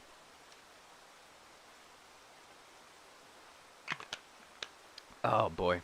I give Mewzer a 10. Stop you. Stop. No. That's illegal and you know it. It is illegal. You are not allowed to talk about me in that way. No. No. Also, I've been thinking about this for a while, but I've been thinking about if it's any consolation, I'd roast the... He just gave you a thumbs up out of 10. Yep, he certainly did. He certainly did. Oh, sure. Oh, sweet me. Oh, sweet me.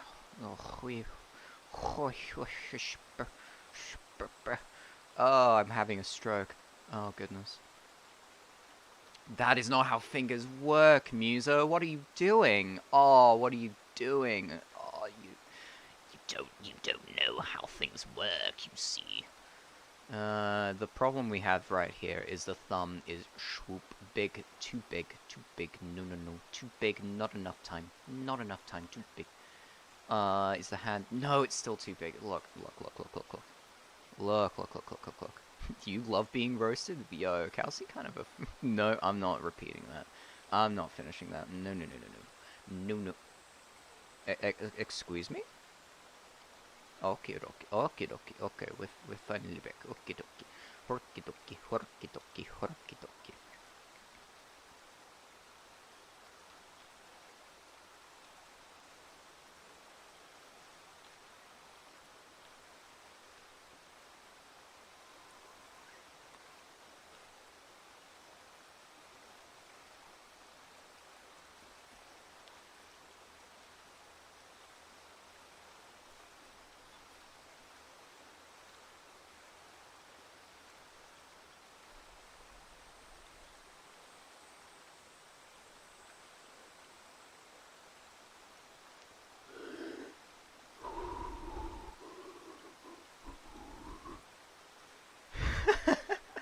Yes, we have a consistent chat rate of 2. It's incredible, honestly. Honestly, like, oh, mui. I hope I didn't deafen every single one of my chat members. Oh, that would be, now I wouldn't feel shame. I wouldn't be a bit embarrassed about that. I feel satisfied, actually. I feel satisfied. I'd be like, yes, I did in fact ruin my viewers' hearing. Yes. Yes, now now no one can be relaxed while they listen. They can't even listen. Yo.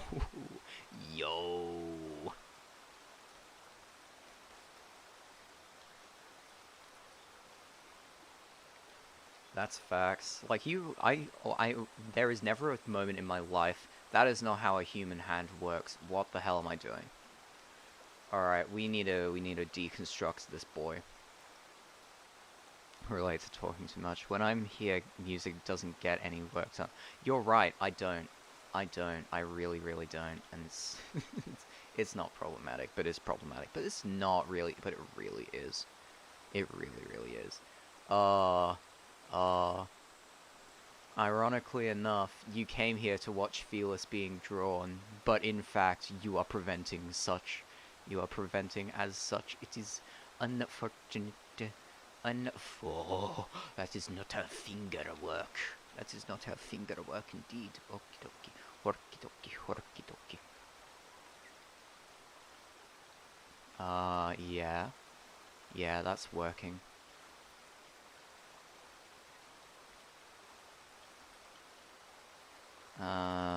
Is that...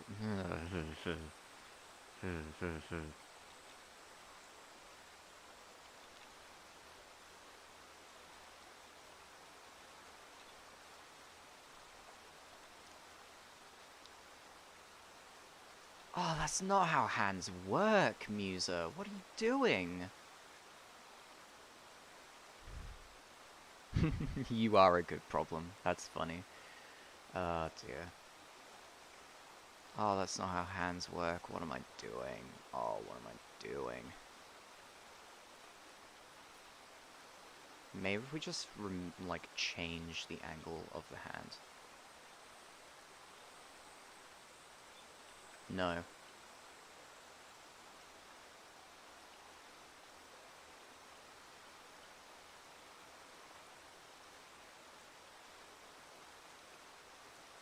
Oh, what was I trying to do? Alright.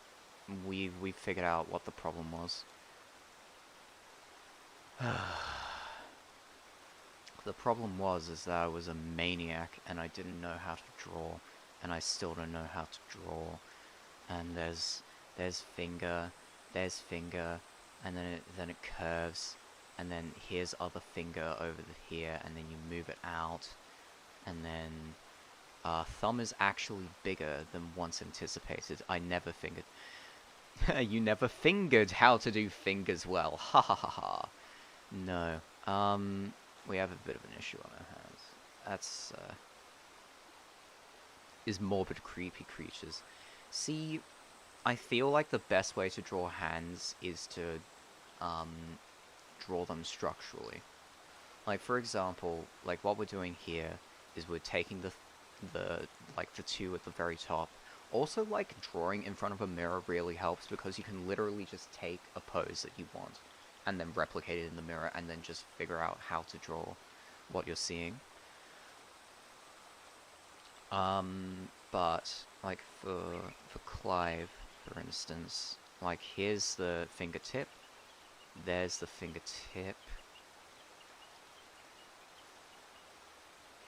and then like the middle section of the finger, and then the big meaty part of the finger.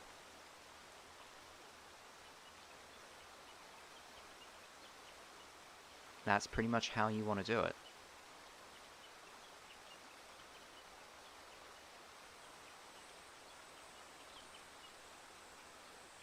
The thing that I'm realizing is that that is far too forward.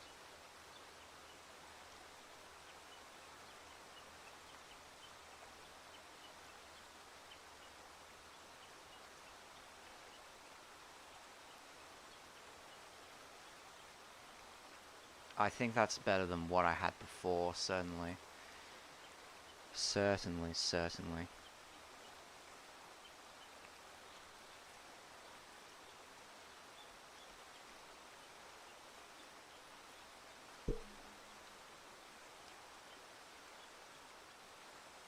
Wait. No, it's... Arm goes out that way. Elbow that way. And yeah, I know I'm saying arm and elbow. Sir Mewzer, I have cometh to asketh how talleth you areth. I am 5'10" on the dot. That is how big I am. That is how tall I am.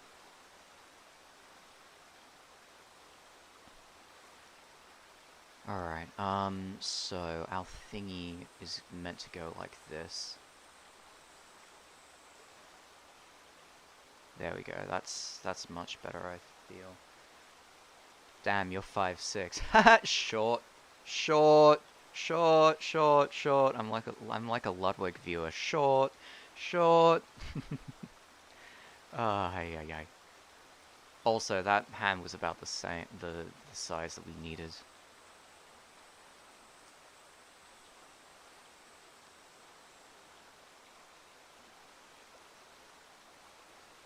This is the most bogus hand I've drawn in ages, but that's what we're gonna have to. That's what we're gonna have. That looks more like a forefinger than a thumb. That looks more like a thumb than a forefinger. Honestly. Make it smaller. Rotate it. Make it smaller. Take the whole hand. Make it bigger.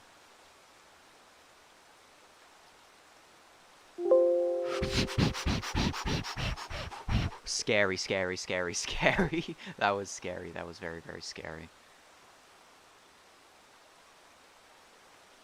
Maybe if we move the position of the thumb to, like, actually pinching the nose.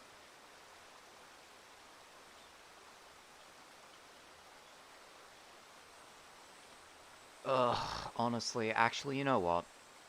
This is a part that I'm gonna, like, come back to before I finish the final sketch, I think. So I'm just gonna leave that as is. And go back to drawing Clive the way that I was meant to be drawing Clive before. Honestly. It's not like wrinkles at the pivot of the knuckles, it's the fact that I haven't got the structure right. Yeah, like, I'm missing my webbing that I need. I'm just not drawing it in the correct way, and I need to figure out, like, how to draw the correct structure before I can go out and, like, you know, do it properly. So I'm gonna figure that out on my own time, because right now I'm just doing the same thing and failing over and over and over again. I'm almost certain it's due to, like, how the base sketch works.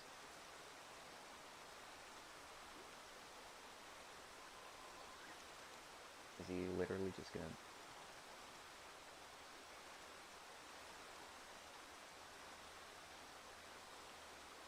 Yeah, that's exactly what he's gonna do. I have no problem with that. Okay, cool. Cool. Nothing wrong with that at all. We've almost been going for 2 hours. Oh, yeah, I swear, if you rickroll me, I'm not gonna like you. No, stop, stop, stop, stop, stop, stoop, stoop, stoop.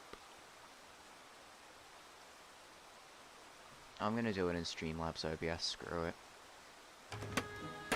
Why am I getting Red Bull, lads? Stop you. Whoa! Amethyst, you're overdoing it. Uh-oh. Chill it, dude. Just because you can shapeshift doesn't mean you should. Can All you right. shapeshift? Well, of course. Well, of course I can. I'm perfect. Womp womp. Oh All my gems have lord, what shapeshift is powers, this? Steven. We can turn into objects, we can change parts of our bodies, or we could do that. Womp womp. I want to try it all. Don't bite off more than you can chew, Steven. Womp womp. Ugh. All right. Good old Pearl. Good old Pearl. Womp womp.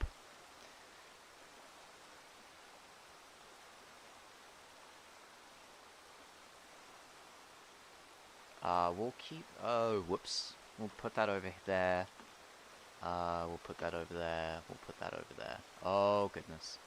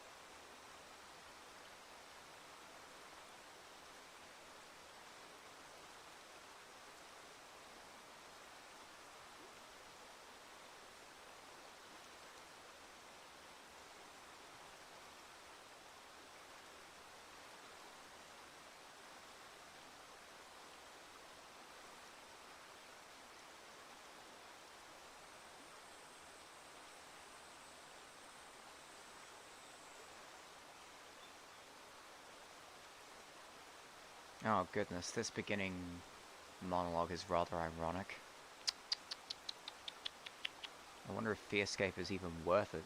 Ay, ay, ay, ay.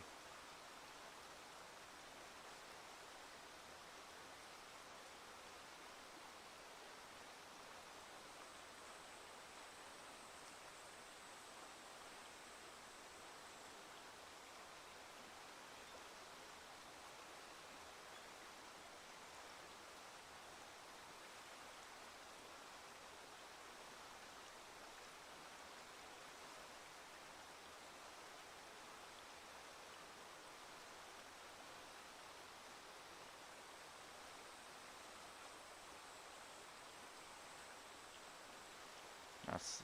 yeah, I'm not. Not too big at the fan, not too big at the fan. Alright, sweet. Womp womp, shapeshift, love shapeshifters. Psst, I sent you something in DMs, make sure you mute the audio. It is copyrighted. Also not me wanting to redesign some of my characters. The cats. Oh no. Oh no. Oh no. Shut up, shut up.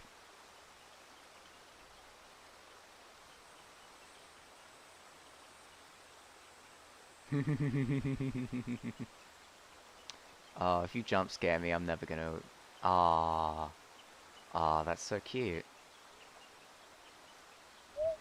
We can make it if we try, just the two of us.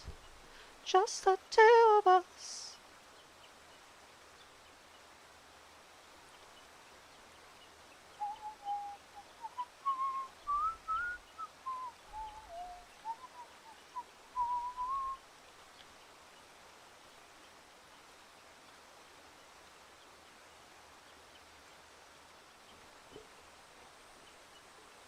It's not a jump scare, it's Bella. Aww.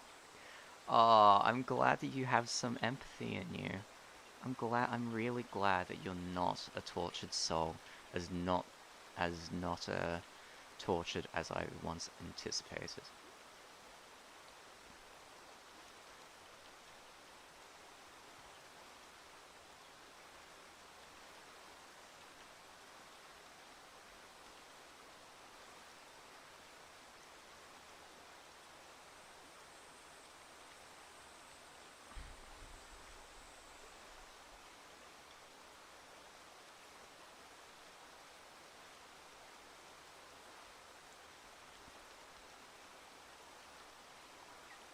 Oh, yeah, of course, he has his hat on. Never leaves home without it. Never leaves home without it. There we go.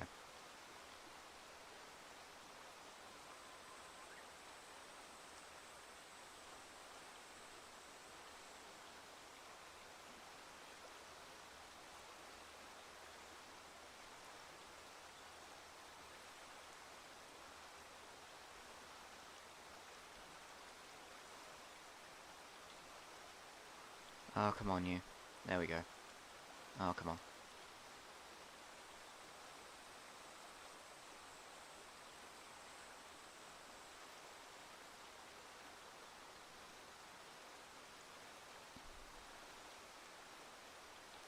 Actually, you know what? I'm gonna do something very... Actually, no. I'm gonna leave that till the end of the stream.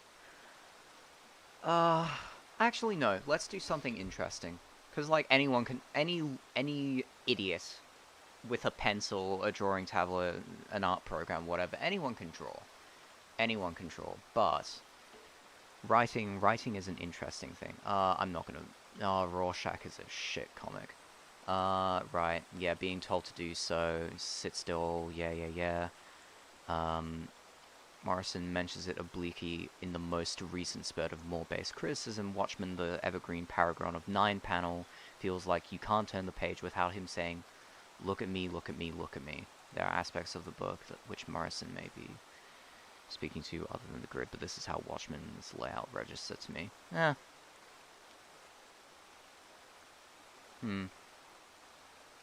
Strange. I wonder how much of that... What is it? I wonder how much of that is a judgment of yourself imposed upon the work itself. I feel like, oh, 9-panel, I'm so pretentious, I'm the protege of my field, oh, ha ha ha. I feel like that's... I think that petulant criticism is being... sort of, what is it?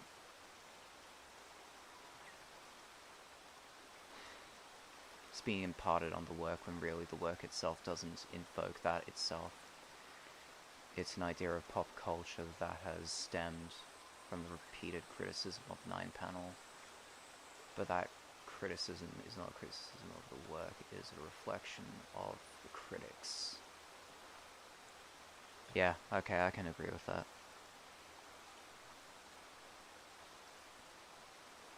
Yeah. I think if you look at an artwork and think, oh, it's just trying to be pretentious, it's trying to be, you know, attention-seeking, I feel like that's a fault of your own and not a fault of the work itself. Because the work doesn't think that. The artwork itself has no thoughts. While the artwork itself is a representation of the artist, the artwork itself has no thoughts. So if you believe that the artwork is saying that it's trying to be pretentious, you're either critiquing the original artist, or you're imparting your own criticism, and you're critiquing the idea of an artwork and not the artwork itself. Maybe, I don't know. I'm just gonna read through this.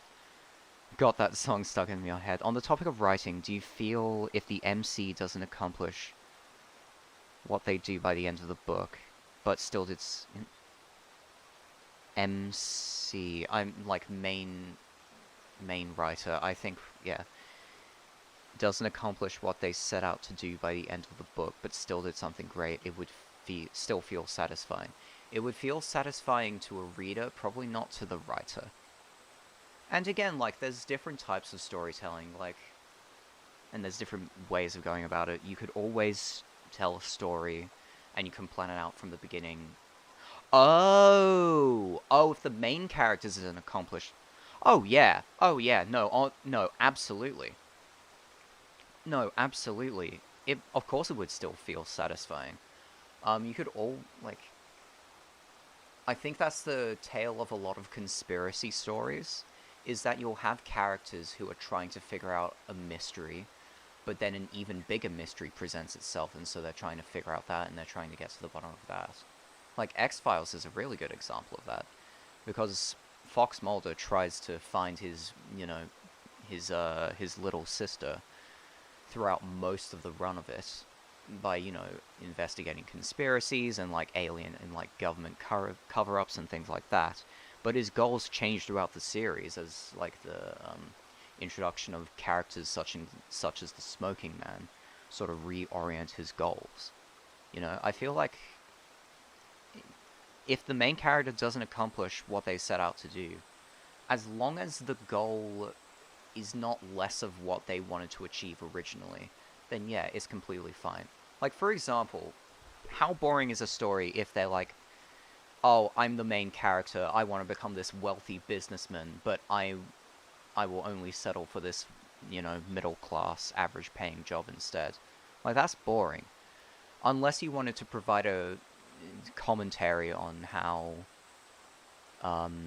capitalism doesn't provide, a means of achieving success nowadays compared to when it was originally invoked. Like, there's always a devil's advocate when you're drawing, or, like, whenever you're writing, sorry. Is like, whenever you see a problem, you can always find a solution to said problem. But whenever you have a problem and there's never a solution, then it's never going to feel satisfying.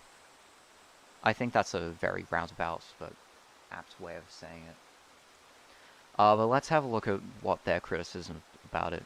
When he feels inclined to, giving out details like Mary Poppins, dolls outgrowth, nah. Reading Watchmen in trade is a drag because the rhythm of it is so regular for whole issues, for 12 whole issues. Repeat your 9 times tables again, please, Claire. Yeah.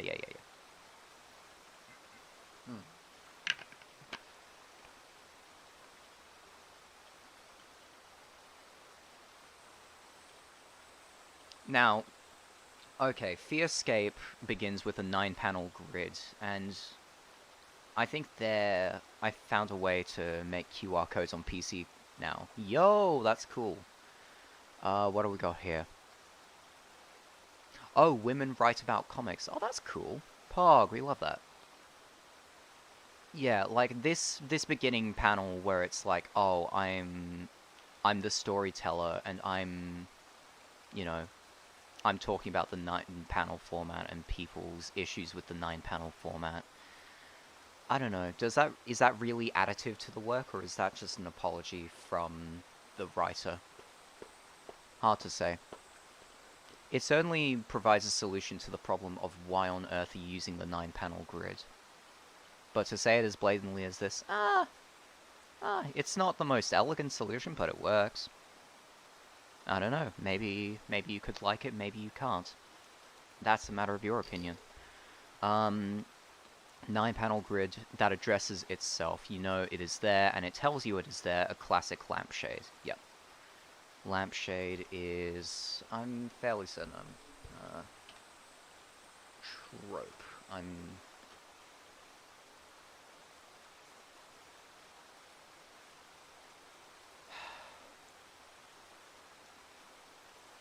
What is a plot?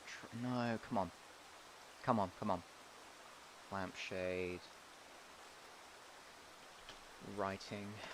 There we go. What is this? Okay, lampshade hanging is the writer's trick of dealing with any element of the story that threatens the audience's willingness to read or engage with the story. Willing suspension of disbelief. Okay. Yeah, pretty much. Thematically, this is appropriate because Henry is the writer of this comic, The Visible Voice, a man, blah blah blah. But of course, he's a made-up person within the narrative. Okay, no matter how much he claims to be without it. Fearscape uses the 9-panel grid to introduce itself as a story about narrators that works intensely hard to hide its genesis, a meta-narrative to disguise one or to distance itself from the practical meaning of meta-narrative.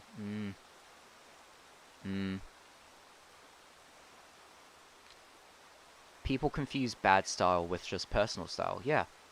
Yeah, exactly. Exactly.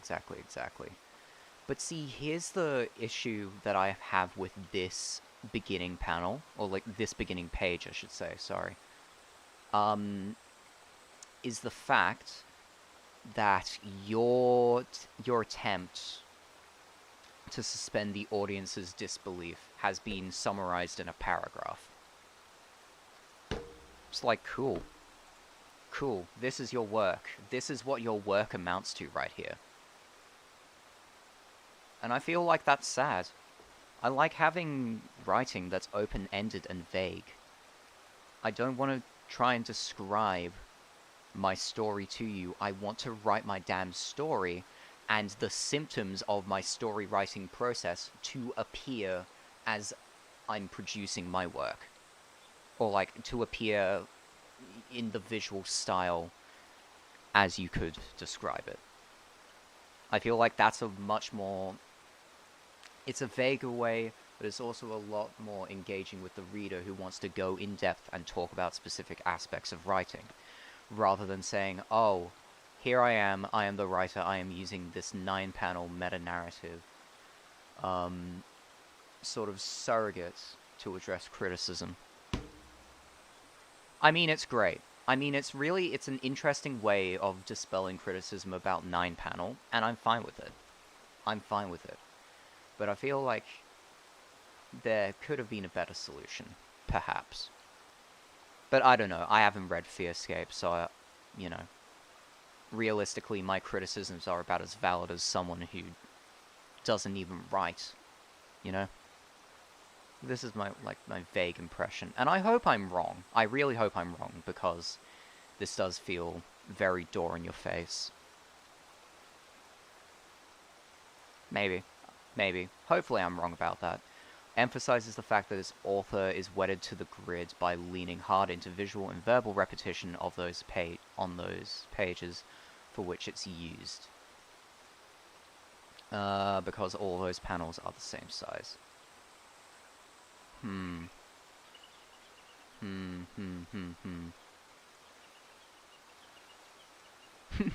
just rickrolled your clan leader? That's great. We love that. Have their versions stacked vertically so the reader has a choice of direction in which they prefer to read the page. Either name, addendum, time, or name, addendum, time.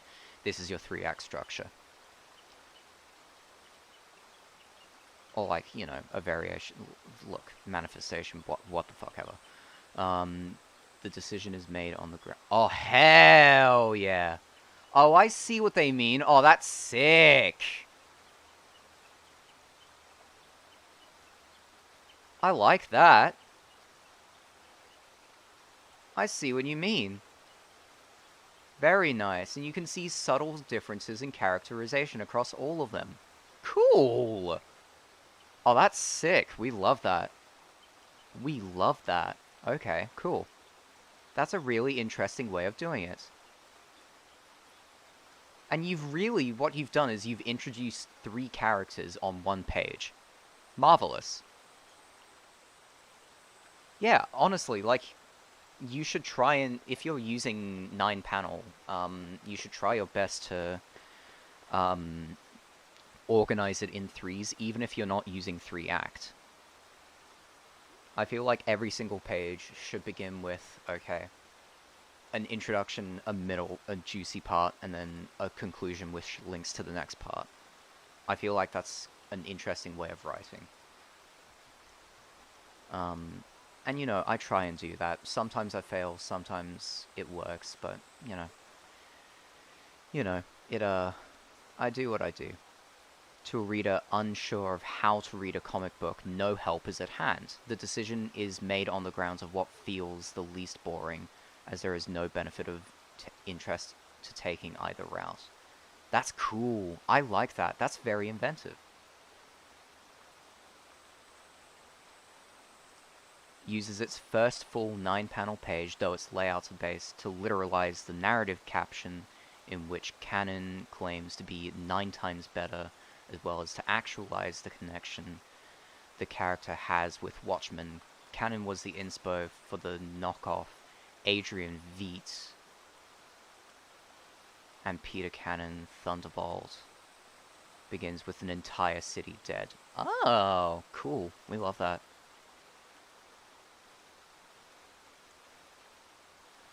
Let's have a look at this full... Wow, thanks. That's so cool of you. What if I just... I'm gonna have to squint to read this. It's that I see 9 times as much as you do. Sick. We love that. Right. How to Make a God independent webcomic 2018 uses a 9-panel grid on this page to propagate the sense of outside control that the author grid creates. Inevitably, and the distressing nature of not being, but finding that you're doing it anyway, are quite clearly diegetic. Other pages use panel arrangements of all sorts. This one is 3x3. It's best that the story follows the characters rather than just having crap happen to them over and over and over just to push them in a direction they didn't know they needed to go.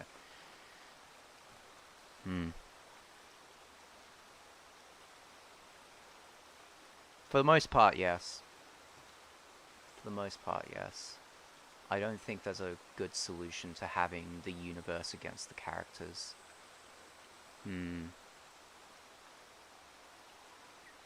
That'll have to be an interesting point to address. Okay, anyway, we're going to continue reading this.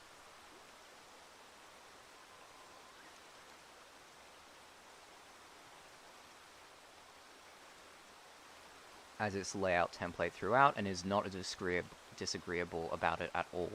This formal narrative control is immediately appropriate when considering the meta-narrative that lies entirely outside the pages.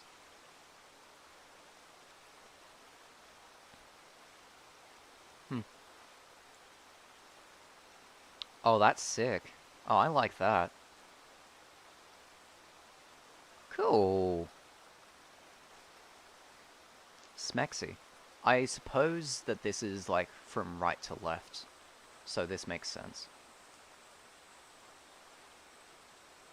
And yeah, we see the doubling and then tripling. Sweet. Cool. Sick. Very, very sick.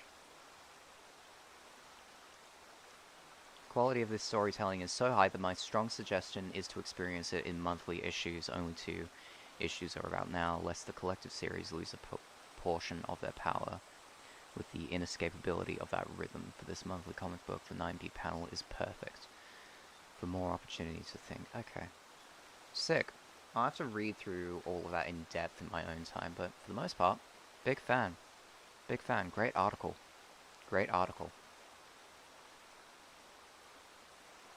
Worded that weird. No, you worded that pretty well. It was just like a little bit of an offshoot from what we were talking about, I think, maybe. I don't know.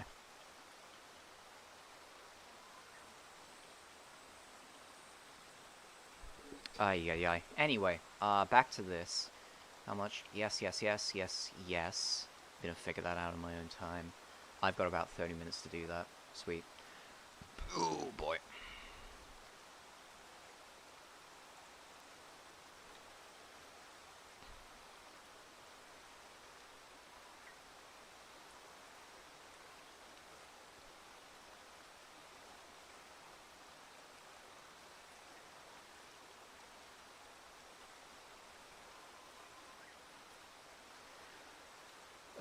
If it's a D's nuts joke, I'm gonna be upset.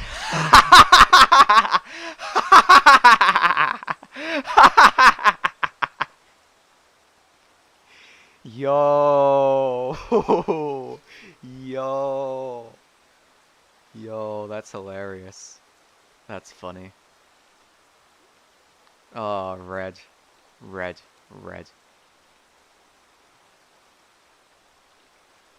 That lip is a bit too high.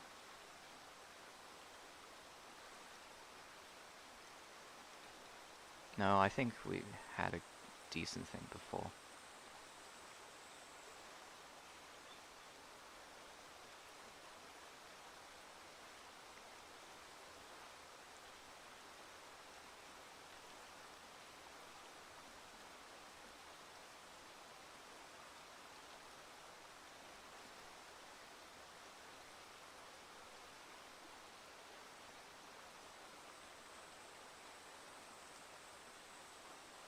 We'll have to figure out some more things in our own time, but I think for the most part this is okay.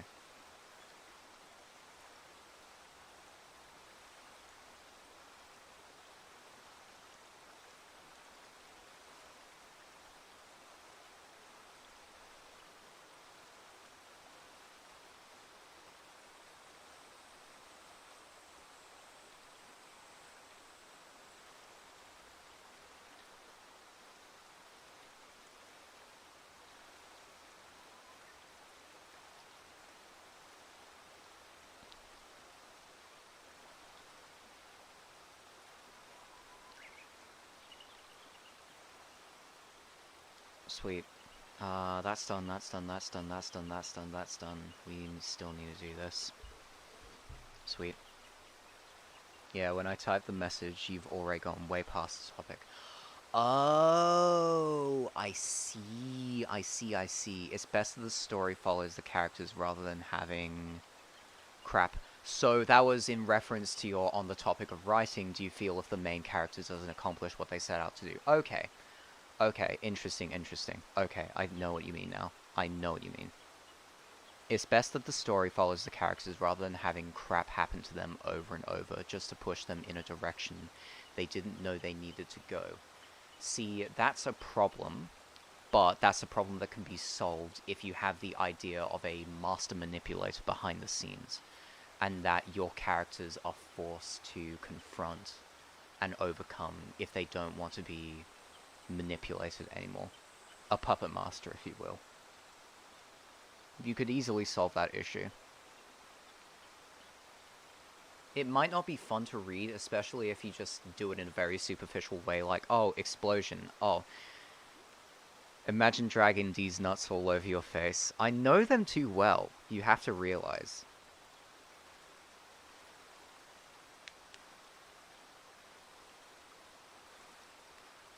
Yeah, when I type the message, yes, for me, I hate coincidence, but a puppet master type is something. Yeah. But the thing is, you don't want to have your puppet master be, like, too omnipotent, I would say. Because a bad example of a show that I've been watching recently, but does that to sort of ludicrous effect, is Hannibal. So, like, the Netflix series, well, acquired by Netflix, but originally was on NBC first, is eventually, like, I'd finished the second season, but, the extent of manipulation that Hannibal undergoes is so 8th dimensional and convoluted that I'm just thinking to myself, this is the smartest man in the world, this is like trying to overcome an intelligent AI. Oh man, oh man. Yeah, like, granted, who's his face? It's Mads Mikkelsen as Hannibal Lecter is phenomenal. He is the creepiest, he is the most sinister interpretation of that character. Probably more so than Anthony Hopkins, I'd say. If you're looking at Hannibal Lecter through the lens of the first season alone, that's fine. But, like, once you get to the second season, like, Hannibal Lecter casually manipulates a girl that he kidnapped to misremember the sound of his voice, and misremember the sound of his voice to be the sound of a voice of a colleague of his, so he can set up a manipulation that will be useful, like, 7 years down the line. He routinely just bends the laws of reality to his will, to the point where he's basically a god. It's not like we're trying to catch a serial murderer, we're trying to catch God himself, who just knows what's going on. That guy can read me a bedtime story. Yeah, no, Mads Mikkelsen is a lovely man. Lovely man. But as Hannibal, he's terrifying. Oh, he's terrifying. Oh, goodness. It gets to the point where in the second season, to manipulate Hannibal Lecter, you have to make Hannibal Lecter believe that he is manipulating you to act in the way that you want to act, but you have to act knowing that you are being manipulated by him to manipulate him into acting differently based on how... And it just, like, escalates so incredibly high to the point where it's ludicrous. It gets ludicrous real quick.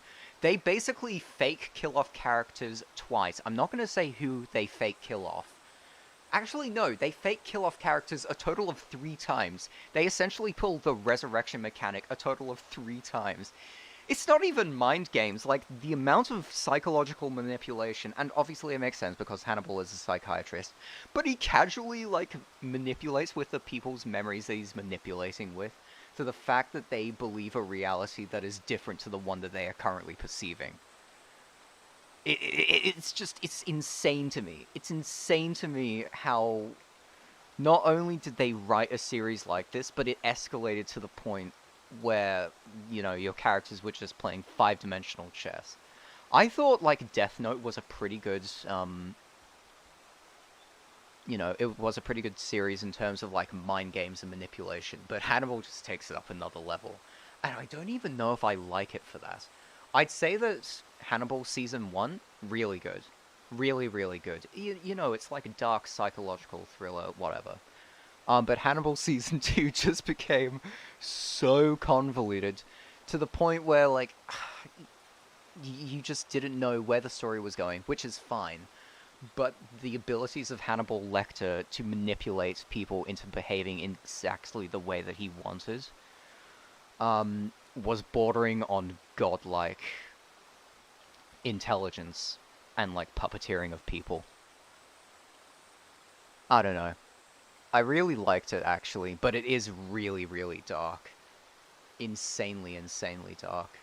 I think if you watch, like, the first 2 seasons of it and then stop the show... I mean, great television right there, honestly. But yeah, Season 2, not a fan. Maybe it's because it's more complex than I can handle, but... I don't know. I like it, though. I think it's good. I think it's a very, very fun...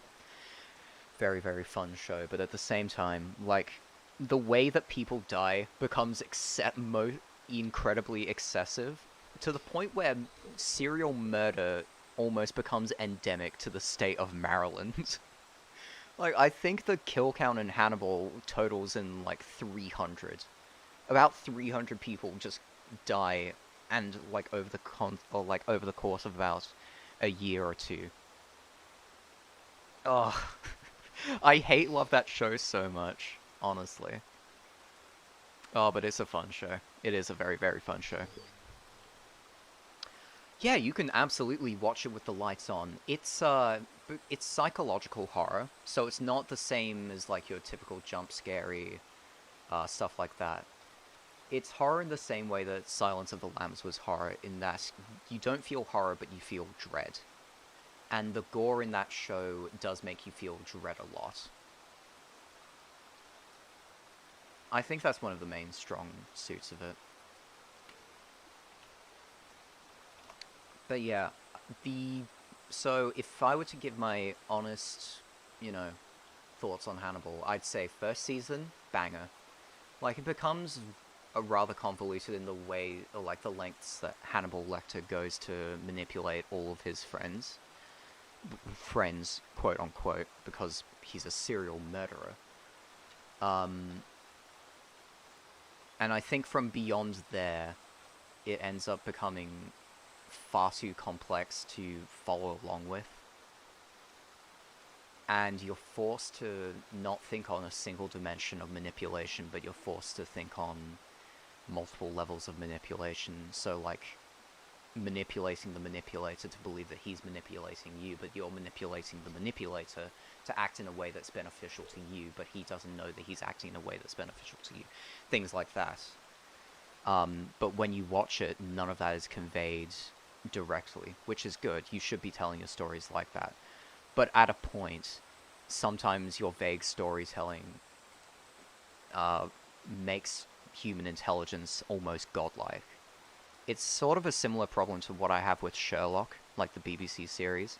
Eventually, Sherlock isn't even shown having deductive reasoning skills that any human could attain. He just has levels of mind games and thinking that border on godlike omnipotence and omniscience. It's crazy. It's crazy. Both of those shows are crazy. But I'd definitely say Hannibal is a better watch than watching Sherlock. But yeah. Yeah, no, really good. Really, really good. And I think once you get past the fact that Mads is playing Hannibal Lecter in his own way, and not just in the Anthony Hopkins way of fucking closer, closer, do you hear the scream of lambs, and things like that. Then I think you'll find something that's really, really enjoyable. Honestly. Ay. Anyway, we're going back to this. Not gonna lie, I've kind of lost all steam when it comes to drawing. Let's try and reclaim some of that steam.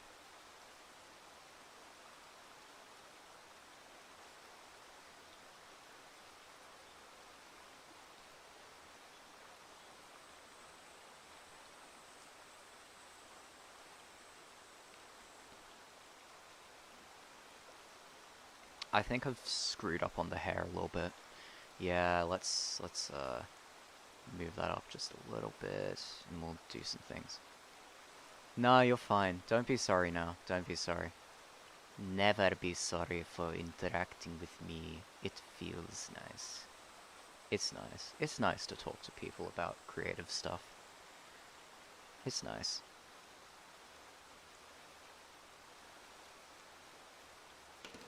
Also, I'm just gonna check something real quick, because I'm fairly certain. Did it happen? Nah, I'm afraid not. Ay. Ay.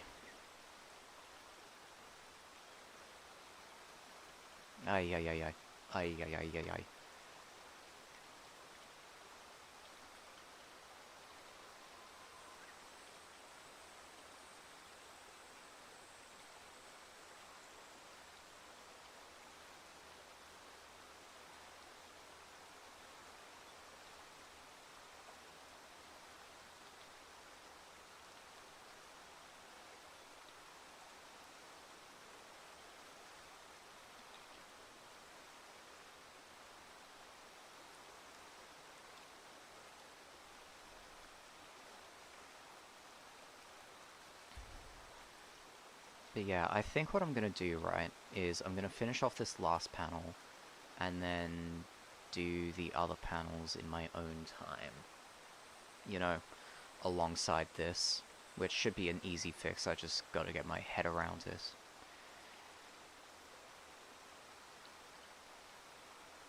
Sweet. We need the bigger pencil for this.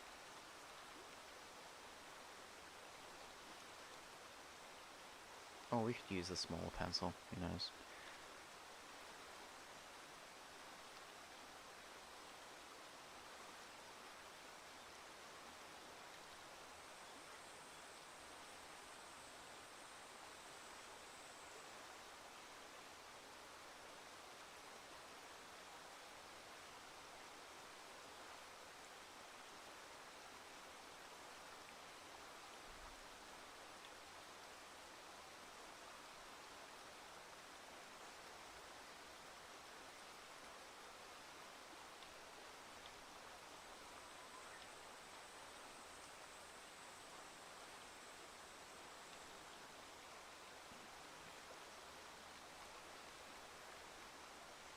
Oh, man. I can't believe I went on like a 3-second rant about Hannibal. Actually, I can believe it, but, you know, it's the time to be drawing is now.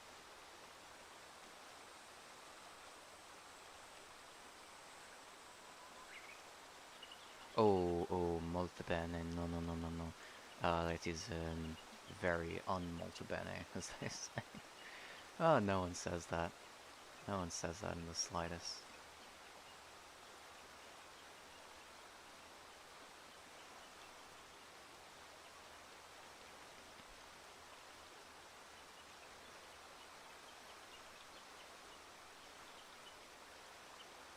He does have a bit of derpiness about him.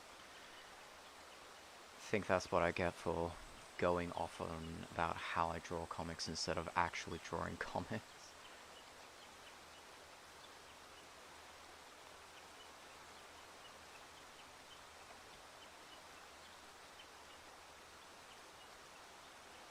It's one of the more derpier incarnations of Clive, but, you know.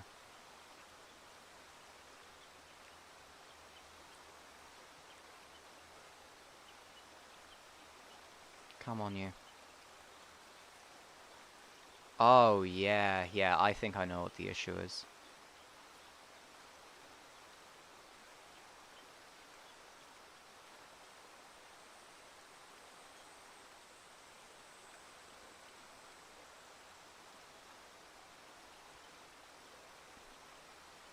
Oh.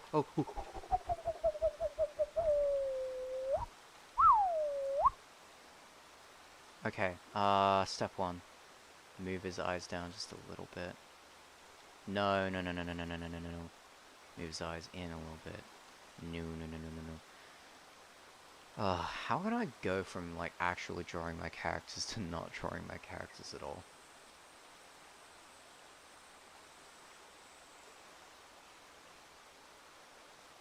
Goodness.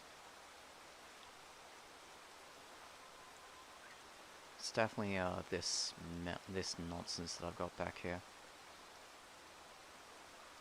It does look very chibi, which I'm not too much of a fan of.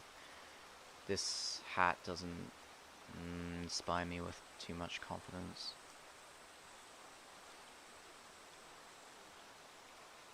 I don't know. I feel like it's a bunch of small things that compound into one much larger problem.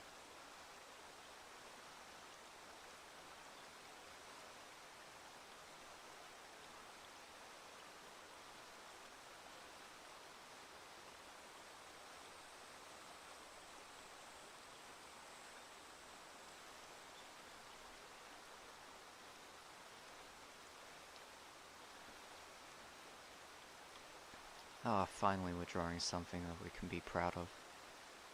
Ay.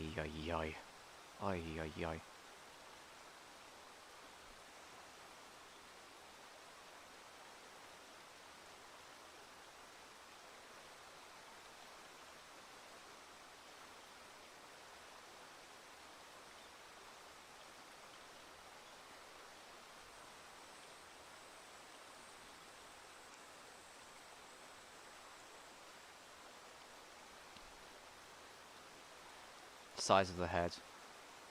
Let's make that a little bit smaller. A little bit bigger. Yeah, okay. Is that literally just... No. No, it's slightly smaller.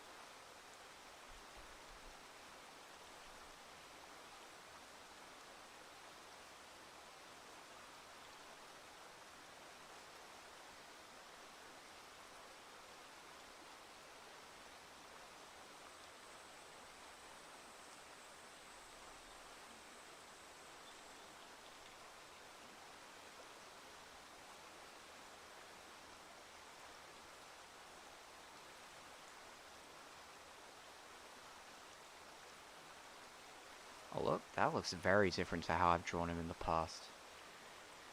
Oh goodness. Oh goodness. Yeah, but I am feeling hungry. I think I'm gonna go for lunch very, very soon. Come on, you. Just need to draw it so you don't look flat, and then we'll call it quits for now. Cool. Alright. Oi moi. Very, very hungry is what I feel. Oh goodness. So in summary, things that we still have left to do comprise of this hand and literally this scene, which is going to be a copy paste like 3 times. Sweet. Sweeto, sweeto, sweeto. Okay.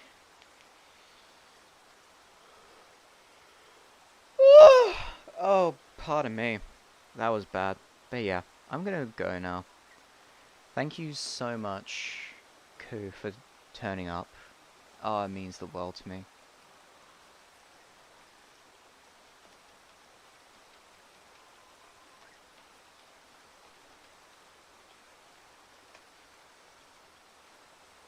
But yeah, that's gonna be it for now. Thank you for everyone who turned up. Thank you, Koo, for sticking around. And yeah. Yeah, this was good. This was good. Oh, by the way, so about 2 hours from now, we're going to be starting stream up again. Obviously, I'm just having a lunch break, so, you know, it doesn't matter a whole lot. But I do have to take a break. 2 hours from now, we'll start up the second stream for today. And yeah, it'll be fun. Yeah, see you, Ryan, see you, Koo. I assume Blue is still in here, and I assume Taiko is still in here. Or it could be Kelsey, who knows. But yeah, thank you to all, and